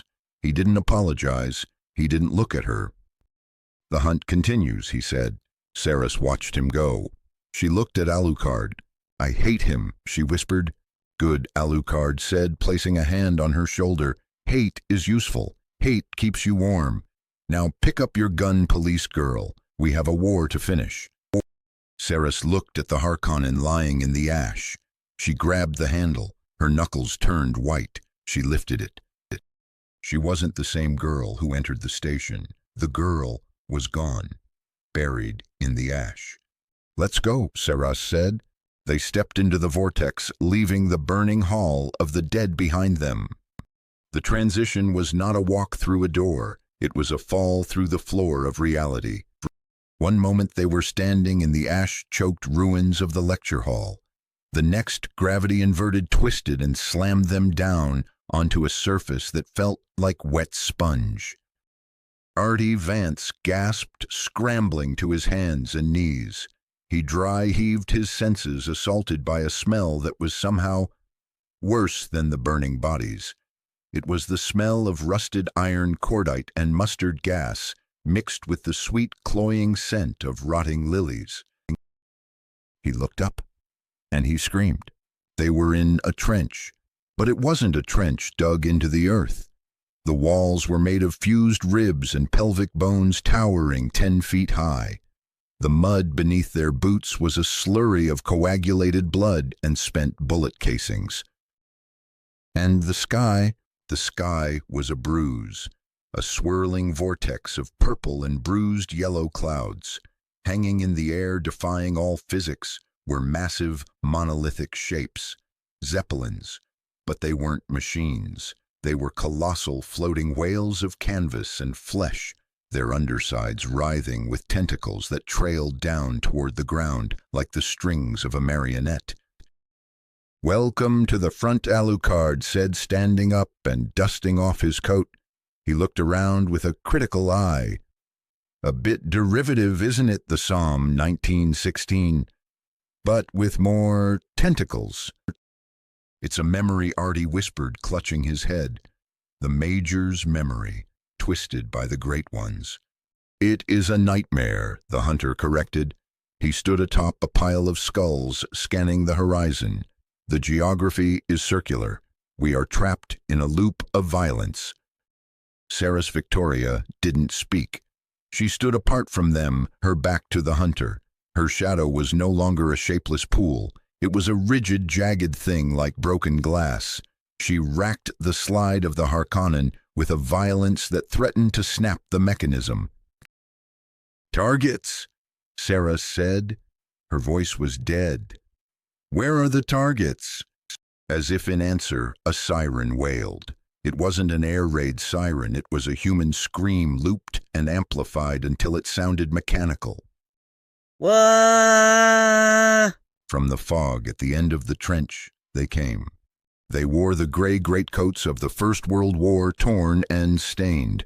They wore gas masks that had fused to their faces, but they didn't hold rifles. Their arms ended in jagged, rusty blades or long, syringe-like spikes. The lost battalion, Alucard mused. Cannon fodder. Kill them, Sarah said. She didn't wait for orders. She unleashed hell. The Harkonnen roared, the heavy 30mm rounds tearing down the length of the bone trench. The impact was gruesome. The soldiers didn't just die. They burst into clouds of moths and ash. Saris advanced, walking through the recoil. She wasn't taking cover. She was inviting fire. She is losing herself, the hunter observed quietly. She is grieving, Alucard replied, watching his fledgling tear a soldier in half with her shadow arm. Let her burn it out. Grief is a fuel, hunter, you should know that. Grief begets beasthood, the hunter said. He dashed forward, joining the fray. The hunter fought differently here. In the London tunnels, he had been the predator. Here, in this open war zone, he was a guerrilla fighter. He wove between the clumsy strikes of the gas-masked soldiers, using his small size to his advantage. He hamstrung them, gutted them, and moved on. Artie stayed low, crawling behind Alucard's sweeping coattails. The trench seemed endless. Every time they turned a corner, there were more soldiers, more mud, more despair. "We need to get to high ground," Artie shouted over the gunfire. "We're rats in a maze down here." "Agreed," Alucard said. "Up and over, lads." Alucard grabbed Artie by the collar and leaped. He cleared the 10-foot wall of bone in a single-bound landing on the no-man's land above. If the trench was bad, the surface was a vision of hell. The landscape stretched out infinitely, a cratered wasteland lit by the fires of burning tanks that looked like beetles on their backs. Barbed wire made of nerves and thorns crisscrossed the field. And standing in the center of the wasteland miles away, but dominating the view, was the source. It was a tower, a massive spiraling structure made of black iron and white stone, rising all the way to the bruised sky. At the top, a giant, unblinking red eye spotlighted the battlefield. "Murgo's loft," the hunter whispered, recognizing the architecture. "No, the Major's command center." "That's where he is," Artie said, pointing. "The signal comes from the eye." "Then we walk," Alucard said. They began to cross no man's land. But the Major wasn't going to let them just stroll up to his doorstep. The ground beneath them began to tremble. Thump, thump, thump. Artillery Saris asked, reloading her cannon. "Bigger," the hunter said. He stopped. He reached for a sedative pill from his pouch and popped it into his mouth. "Do not listen to the singing." "Singing?" Artie asked. Then he heard it. La, la, la. It was a soft, beautiful, discordant humming. It sounded like a mother calming a child, but the pitch was wrong. It grated against the brainstem. From behind a crater, they floated into view. They were massive. Bloated heads covered in eyes, hundreds of eyes, sitting atop bodies dressed in tattered, blood-soaked nurse uniforms. They didn't walk. They drifted, their tentacles writhing. "Winter lanterns," the hunter hissed. "Don't look at them." "Why?" Alucard asked, genuinely curious. He looked directly at the nearest creature. Squelch! Alucard's head exploded. Master Saris screamed. Alucard's body stood there headless for a second. Then the blood rushed upward, reforming his skull. He gasped, stumbling back. For the first time in a century, the no-life king looked shaken. Nasty, Alucard spat, wiping blood from his eyes. "It forces a psychic feedback loop. It showed me nothingness. Absolute final death." "Frenzy," the hunter explained. "The truth is too much for the mind. It ruptures the brain." "I can hear them," Artie screamed. He fell to his knees, clutching his ears. Blood poured from his nose. The singing was rewriting his memories. He saw his cat eating his face. He saw the trains running on tracks made of his own veins. "Artie, close your eyes," the hunter shouted. The hunter moved. He didn't look at the lanterns. He looked at their feet. He dashed, closing the distance blindly. The lanterns grabbed at him. Their touch induced madness. The hunter screamed a raw, guttural sound of mental agony, but he didn't stop. He swung the saw cleaver by instinct. Slash! He cut the first lantern open. It burst into a spray of toxic blood. The hunter rolled, injected a blood vial to counter the frenzy damage, and lunged at the second. Support him, Alucard ordered. Saras, don't look at the heads. Shoot the center mass. Saras closed her eyes. She used her third eye, the shadow sense. She saw the lanterns as voids in the air.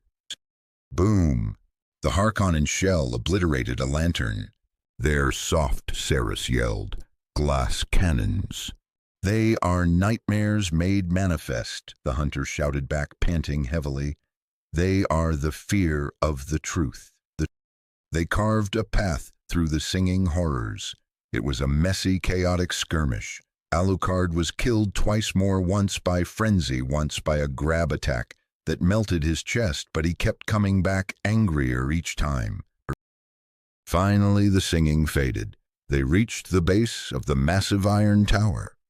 The entrance was guarded not by monsters, but by a man. He stood alone at the massive gates. He wore a simple butler's uniform. He was old, with deadly wires gleaming in the moonlight. Walter C. Dornez, the Angel of Death. Walter Saras lowered her gun, confused. But you're at the manor. You're preparing the jet. The old man smiled. It was a sad, twisted smile. I am indeed Miss Victoria, but I am also here. The Major has invited a part of me. The part of me that always wondered, what if? A dream projection. Alucard said, his voice cold. The Major played on your vanity, Walter. He offered you a chance to fight me in your prime. Is that it? Walter bowed. As he straightened, his body shifted. The wrinkles smoothed out. The gray hair turned black. He grew taller, stronger.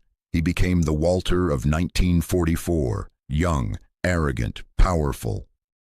I have served the Hellsing family for 60 years, Walter said, his voice youthful and sharp. I have taken out the trash. I have polished the silver, but tonight I want to see if the trash can take itself out. He raised his hands. Microfilament wires glowing with a purple arcane energy crisscrossed the space between them. This is a betrayal, Saras said, her voice shaking. Walter! You raised me. I am an illusion, Saras, Walter barked. I am the manifestation of his secret desire. Do not hesitate, fight me. Go, Alucard said. He stepped forward. This dance card is full. Hunter, take the girl and the civilian. Get to the Major. I will teach the butler some manners. Master, Saras started. Go, Alucard roared. His body dissolved into shadows, forming the Baskerville Hound. Walter, show me what you sold your soul for. Walter laughed, his wires slicing through the Hound's shadow flesh. With pleasure. The hunter didn't wait. He grabbed Artie and shoved Saras toward a side door in the tower's base. We leave him to his prey. They burst into the tower. The interior was not a military base. It was a cathedral. A twisted, vertical cathedral dedicated not to God, but to evolution. They ran up the spiral stairs, the sounds of the Titan battle between Alucard and Walter echoing from outside, shaking the very stones of the building. He's betraying us, Saras wept as she ran, her anger turning into a deep, hollow sorrow. Walter, why? Men break, the hunter said simply. Even the best steel snaps if you bend it long enough. They reached the top, the observation deck. The room was circular, surrounded by glass that looked out over the burning nightmare. In the center sat the Major. He wasn't standing on a balcony this time. He was sitting in a wheelchair, but he wasn't alone. Connected to his back, fused into his spine, was a massive pulsating umbilical cord. It stretched up into the ceiling, disappearing into a hole in reality that swirled with starry mist. and sitting on the Major's lap like a grotesque pet was a small, pale creature. It looked like a slug, but with a human face. "You made it!" The Major clapped his hands. He looked terrible. His skin was cracking, light leaking from the fissures, just in time for the finale. "What is that?" Saras pointed at the slug thing. "A great one in larval form," the hunter said, his voice dropping to a terrified whisper. "A child of Udin. We call it Schrödinger." The Major beamed. "It is everywhere and nowhere. It is the perfect observer, and by merging it with my will, I have become the war itself." The Major coughed, gold blood splattering his white suit. "Alucard is busy downstairs fighting his own nostalgia." "Good, that leaves you three." The Major pressed a button on his wheelchair. The ceiling of the room began to open. "Look up," the Major commanded. They looked. Descending from the hole in the sky was not a ship. It was a hand. An amygdala. But this one was the size of a mountain. It reached down through the roof, its fingers comprised of thousands of human bodies fused together. "The moon presence is hungry," the Major whispered. "It demands a surrogate, and I have prepared the feast." He pointed at Saras. "You!" Miss Saras stepped back. "You are a Draculina, a vampire, but you are not like Alucard. You have a soul, a confused, grieving human soul inside a monster's casing. You are the perfect vessel." The giant hand descended faster. "The hunter," the Major said, looking at the man in the tricorn hat. "You are the midwife. Deliver her to the god." The hunter stood still. He looked at the Major. He looked at the massive hand descending. He looked at Saras. Then slowly he holstered his gun. "No," the hunter said. "No," the Major blinked. "You cannot refuse the hunt. You are a hunter.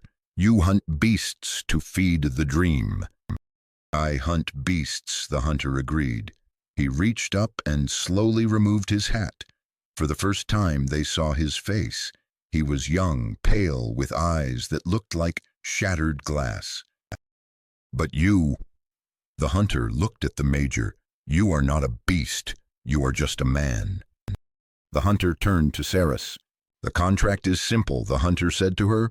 "We hunt the Great One, we kill the nightmare, and we wake up." "Can we kill a god?" Saras asked, looking at the mountain-sized hand. The hunter drew his saw cleaver. He snapped it into the long form. He smiled, a thin, grim curving of lips. "We can certainly try." "Artie," the hunter said, not looking back. "The umbilical cord on the Major's back. Sever it." Me Artie squeaked. He was hiding behind a pew. "You have the insight," the hunter said. "You can see the cut. If you cut the cord, the god becomes mortal." Artie looked at the Major. The Major looked at Artie. "Don't do it, line attendant," the Major warned. "Cut the cord and this whole reality collapses. You'll fall forever." Artie stood up. He thought about the foggy station. He thought about his cat. He thought about the silence of the tunnels before the screams started.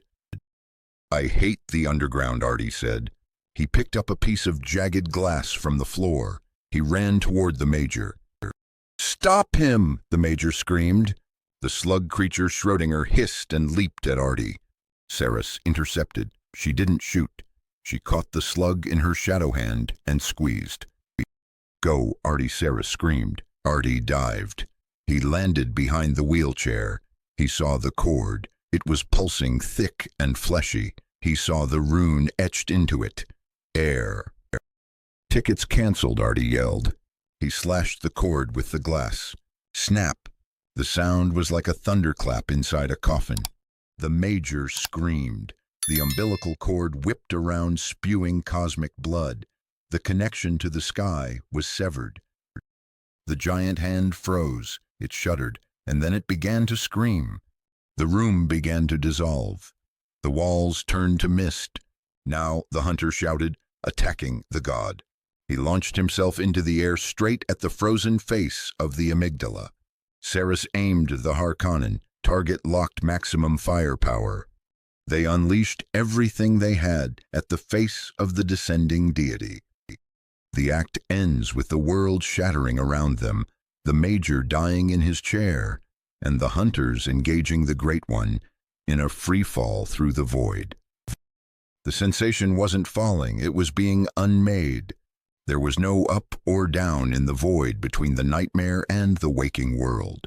There was only the rush of wind that smelled of ancient stars and the debris of the Major's shattered ambition, massive chunks of the iron tower girders, the size of bridges' stone gargoyles, burning desks tumbled through the purple nebula alongside them. And in the center of the chaotic descent, thrashing and screaming with a sound that cracked the very fabric of the vacuum, was the surrogate god. The amygdala. It was no longer bound by the architecture of the tower. In the free fall, it had unfurled. It was a kaleidoscope of limbs, too many arms spindly and jointed like a spider's ending in hands that were weeping human faces. Its head, that bulbous almond-shaped cage of bone, glowed with a furious cosmic violet light. "Target is erratic," Sarah screamed. She was in free fall, tumbling backward, her yellow uniform flapping violently. She racked the bolt of the Harkonnen. "I can't get a lock." "Don't aim." The hunter's voice cut through the wind surprisingly clear. "Just bleed it." The hunter wasn't falling helplessly, he was hunting. He had fired his grappling hook, a crude rope and pulley mechanism, into the floating wreckage of a tank. As the tank spun past the Great One, the hunter swung out, using the momentum to slingshot himself toward the beast. He landed on one of the amygdala's massive flailing arms. He dug his boots into the flesh, which felt like wet bark, and began to run up the arm toward the head. The Great One shrieked. It swatted at its own limb with 3 other hands. "Eyes on the prize," Saris yelled. She fired the cannon. Boom! The recoil kicked her back 50 feet, but the shell flew true, smashing into one of the attacking hands, blowing it into a mist of blue ichor. "Nice shot, police girl." The voice came from everywhere. The void around them began to turn red. Not the red of the sunset, the red of arterial spray. A river of blood was flowing through the sky, defying gravity, winding through the debris like a crimson serpent. Riding the crest of the blood wave was Alucard. He looked different. The restraints were gone. He wasn't a man in a coat anymore. He was a silhouette of darkness wrapped in armor made of screaming faces. He held a longsword that dripped shadow. "Walter put up a good fight," Alucard roared, his voice booming like thunder. "But he forgot one thing: you don't bring wires to a bloodbath." Alucard raised his hand. The river of blood split into thousands of spears.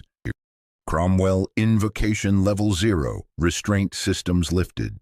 The blood spears slammed into the amygdala. The Great One roared, its cosmic flesh sizzling as the vampiric blood burned it. It was a clash of 2 infections, the old blood of Yharnam versus the vampiric curse of the Hellsing line. "It heals too fast," Alucard laughed, delighted. "Look at it knit, it refuses to die. Finally, a punching bag that lasts." "It draws power from the moon," the hunter shouted. He had reached the shoulder of the beast.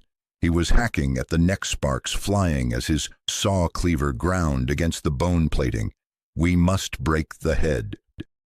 Artie Vance was tumbling through the chaos, clutching a piece of a pew from the cathedral. He was screaming. He wasn't a soldier. He wasn't a monster. He was a line attendant.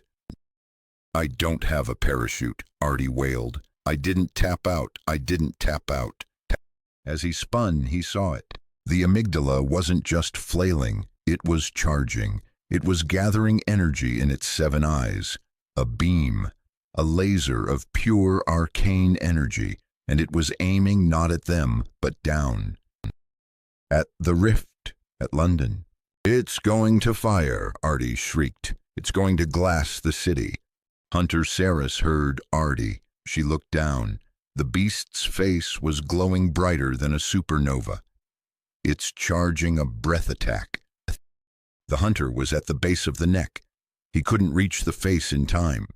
"Alucard," the hunter yelled. "Catch me." Alucard didn't ask questions. He manipulated the blood river, forming a massive red hand that snatched the hunter off the beast's shoulder and hurled him fastball special style directly at the glowing face of the god. The hunter flew through the void, a gray bullet against the purple sky. He reached into his coat. He didn't pull out a weapon. He pulled out a small, unassuming item, a bone marrow ash. He rubbed it onto the barrel of his blunderbuss. He was 10 feet from the face, 5 feet. The laser was about to fire. "Visceral," the hunter whispered. Boom. He fired the blunderbuss point blank into the Great One's central eye. The sound was dull, wet, and final. The shot didn't just break the eye, the magically enhanced shrapnel detonated inside the skull. The amygdala's head snapped back. The beam misfired, shooting wildly into the void, slicing a falling zeppelin in half. The beast was stunned. It hung in the air, its limbs limp. "It is staggered," the hunter screamed as he fell past the face. "Rip it open." With pleasure, Alucard shouted.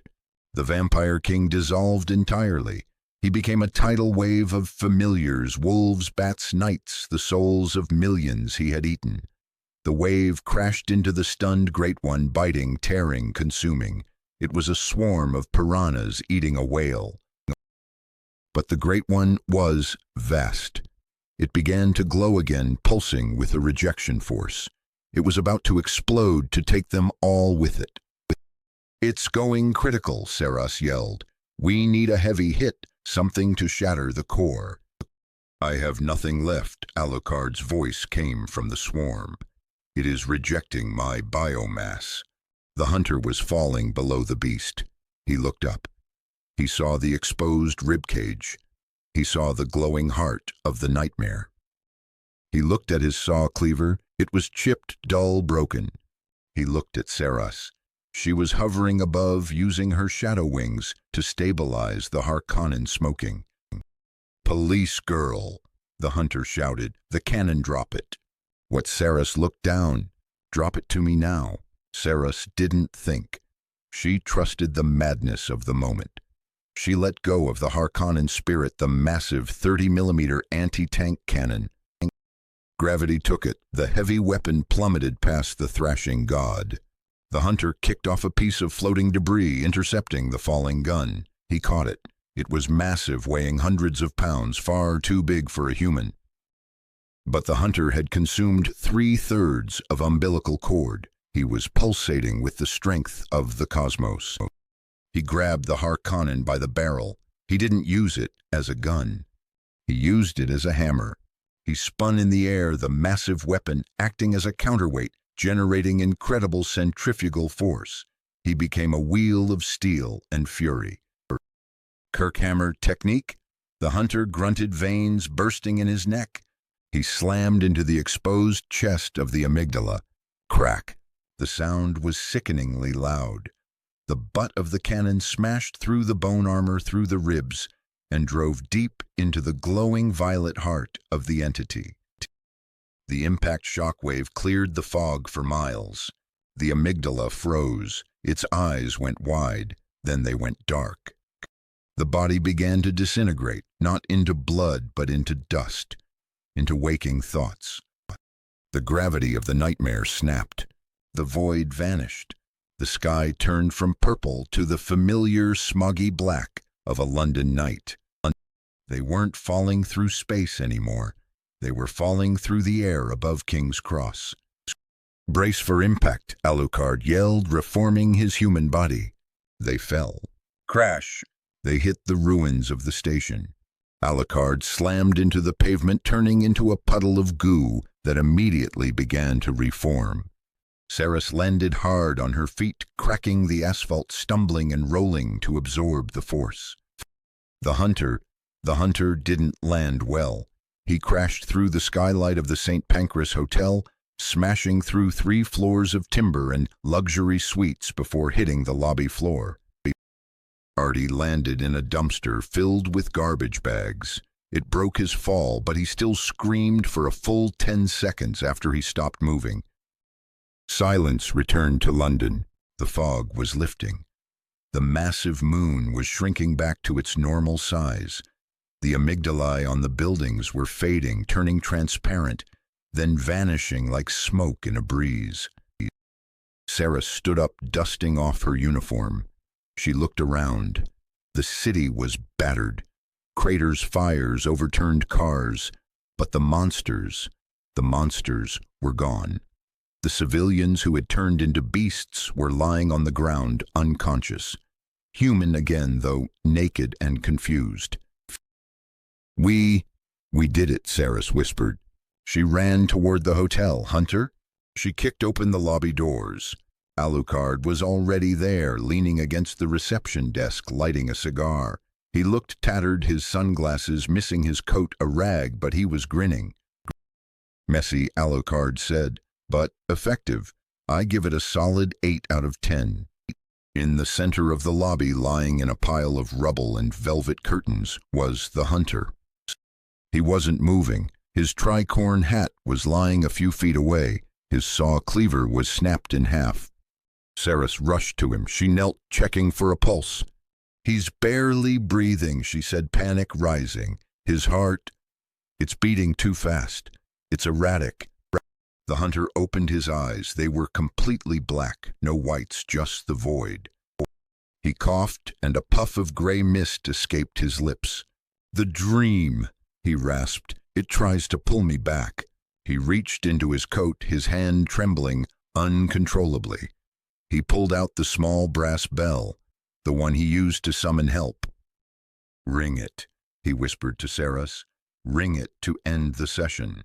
I don't understand, Saras said, holding his hand. We won. You're free. No, the hunter said. A crack appeared on his face, glowing with blue light.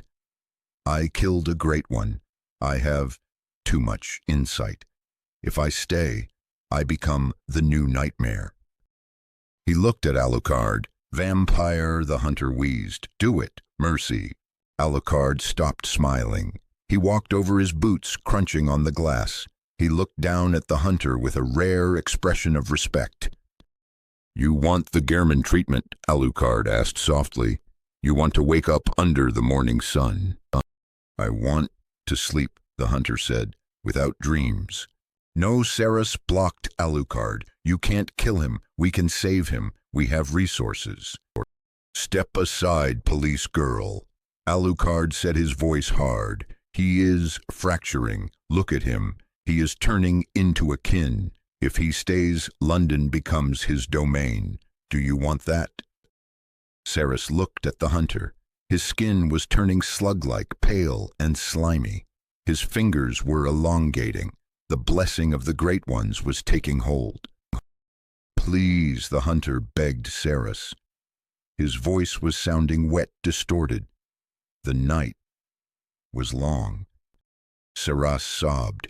She looked at the man who had burned thousands to save millions, the man who had carried the burden of the hunt alone. She stood up. She stepped back. Do it, she whispered. Alucard raised the jackal. He aimed it directly at the hunter's forehead. Good night, Hunter, Alucard said. May you find your worth in the waking world. The hunter closed his black eyes. He smiled. A human smile. Bang! The shot echoed through the empty hotel lobby. There was no blood. The hunter's body dissolved instantly into a cloud of white mist. The mist swirled for a moment, forming the vague shape of a man tipping his hat, and then it drifted up through the hole in the ceiling toward the dawn that was just breaking over London. Only his gear remained. The tattered coat, the broken cleaver, the bell. Saras fell to her knees, weeping. Alucard holstered his gun. He walked over to the bell and picked it up. He rang it once. Ding! A clear, lonely sound. He is gone, Alucard said. The contract is fulfilled. The doors of the hotel opened. Artie Vance limped in. He was covered in trash and bruises. He held his cat, which he had miraculously found wandering the street, in his arms. "Is he?" Artie asked, looking at the pile of clothes. "He woke up," Alucard said. Artie nodded slowly. He walked over to the pile. He saw something glinting in the folds of the coat. He reached down and picked it up. It was the notebook, the one Artie had written in, but there was a new note scrawled in a jagged hand on the last page. Artie read it aloud, his voice trembling in the quiet lobby. "A hunter is never alone." Artie looked at Saris, then at Alucard. "He left this for us," Artie said. Alucard adjusted his tie, though his suit was ruined. He looked out the window at the rising sun. For once, the light didn't seem to bother him. "The city is still standing," Alucard said. "Integra will be furious about the property damage, and I am absolutely starving." He turned to Saris. "Come, Saris, dry your eyes. The night is over, but there is always another one coming." Saris wiped her face. She stood up. She picked up the hunter's hat and placed it gently on the reception desk like a memorial. "Yes, master," she said. Her voice was stronger now, older. They walked out into the London morning. The fog was gone. The trains would run again, but the shadows seemed a little darker, a little deeper. And deep in the tunnels of the underground, in the silence between stations, if you listened very closely, you could still hear it. The faint, distant ringing of a bell. London heals like a human body, slowly messy and leaving scars that itch when the weather turns. It had been a month since the gas leak incident at King's Cross. That was the official story. A massive subterranean gas pocket explosion followed by mass hallucinations induced by the fumes. The government paid out millions in settlements. The repairs were expedited. The Queen gave a speech about resilience. Arthur Artie Vance stood on the newly tiled platform of the Northern Line. It was 3 a.m., the graveyard shift. The station looked pristine. The smell of ozone and cleaning bleach was back, overpowering the phantom scent of old blood that sometimes ghosted across Artie's nose. He wasn't sweeping. Artie didn't sweep anymore. He had been promoted to station supervisor. It turned out that when you stare down a cosmic god and sever its umbilical cord with a shard of glass, asking for a raise doesn't seem quite so daunting. He walked to the edge of the tunnel, peering into the darkness. To anyone else, it was just a black hole leading to Euston. To Artie, it was a scar tissue over a wound that went all the way to the center of the universe. He tapped his temple. The headache was gone mostly, but the insight remained. Sometimes out of the corner of his eye, he saw them little wisps of white messenger spirits dancing on the third rail. Or he'd see a commuter with a shadow that didn't quite match their body. He didn't scream. He didn't run. He just watched. "You're standing too close to the edge, love." Artie turned. Saris Victoria stood near the ticket barrier. She wasn't wearing her yellow tactical uniform. She wore a simple trench coat and civilian clothes, trying to blend in, though her silhouette was too stiff, too alert for a normal Londoner. "Miss Victoria," Artie said, nodding respectfully. "Or is it officer now?" "Just Saris is fine," she said, walking over. Her boots made no sound on the tiles. She looked tired. The bright, bubbly girl who had dragged him out of the tunnel was gone, tempered into something harder, like steel that had been quenched in oil. She stood beside him, looking into the tunnel. "The cleanup is finished," she said softly. "The Major's tech was scrubbed. The bodies were recovered." Artie knew which bodies she meant, the ones from the cages, the ones she had to burn. "Do you sleep?" Artie asked. "Not really," Saris admitted. "When I close my eyes, I hear the singing, the winter lanterns." "I hear the bell," Artie said. "It helps." Saris reached into her pocket. She pulled out a small, heavy object wrapped in velvet. She held it out to him. Master wanted to throw this in the incinerator, she said. He said it's a dangerous artifact, a link to a dream that should stay dead. Artie took the bundle. He unwrapped it. It was the resonant bell, the small brass instrument the hunter had used. It was cold to the touch, and the metal seemed to absorb the station lights rather than reflect them. "Why give it to me?" Artie asked. "Because you live here," Sarah said, looking around the station. "You're the gatekeeper, Artie. If the fog ever comes back, if the geometry starts to go soft again..." "I ring the bell," Artie finished. "You ring it," Sarah nodded, "and we'll come. Hellsing always comes." She turned to leave, buttoning her coat. "Sarah's." She stopped. The hunter Artie asked, his thumb tracing the runes on the bell. "Do you think he made it to the waking world?" Sarah smiled. It was a small, sad smile, but it reached her eyes. The sun came up, didn't it? She walked away, fading into the shadows of the escalator shaft, disappearing as if she were never there. High above the city in the Hellsing Manor. Sir Integra Fairbrook. Wingate's Hellsing sat behind her desk, the smoke from her cigar drifting through the beams of moonlight. The office was quiet. On the wall, mounted inside a reinforced glass case, heavily warded with seals, was the saw cleaver. It was broken, rusted, and ugly. It clashed with the antique muskets and swords that adorned the room. "It ruins the aesthetic," Alucard said, materializing from the shadows of the corner. He swirled a glass of medical-grade blood like it was a fine cognac. "It stays," Integra said, not looking up from her paperwork. "It is a reminder of what Alucard scoffed, that an alien transient came into my city, killed my prey, burned your reputation, and left us with the cleanup bill. That we are not the only predators in the dark," Integra said. She put down her pen. "And that even monsters can have a code." Alucard chuckled. He walked over to the case, looking at the jagged, serrated blade. He saw his own reflection in the glass, the reflection of a creature that had lived for centuries, bored and powerful. "He was efficient," Alucard conceded. "I'll give him that. Zero hesitation, a pure instrument of violence. It was refreshing." "Do not get sentimental," Vampire Integra warned. "Me?" Sentimental Alucard grinned, his eyes flashing red. "Never. But I do wonder where he is now. Is he sitting in a pub? Is he working a desk job? Or is he just forgotten?"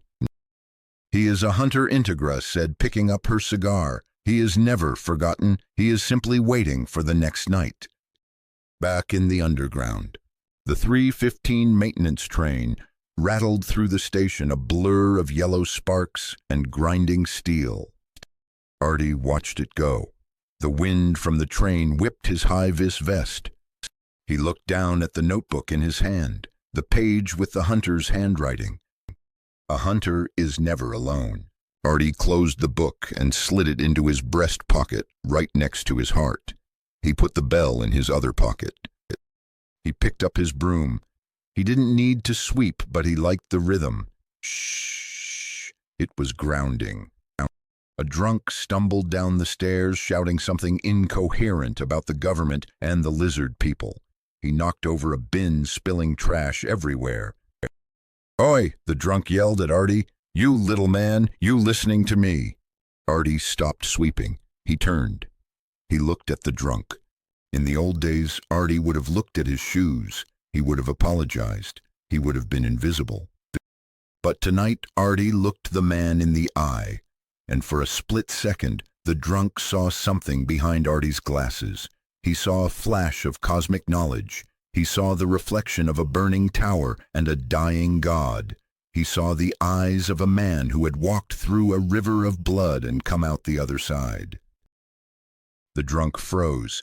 He sobered up instantly, a primal fear seizing his chest. "So sorry, mate," the drunk stammered, backing away. "Didn't mean nothing, just passing through." "Mind the gap," Artie said. His voice was calm, deep, and carried an absolute terrifying authority. The drunk ran back up the stairs. Artie smiled. He patted the pocket with the bell. Clear Artie whispered to the empty station. He looked down the dark tunnel one last time, gave a sharp nod to the darkness, and went back to work. The station was safe. The city was asleep. And the watcher was on duty. The hunt was over. But the night was always just a tunnel away.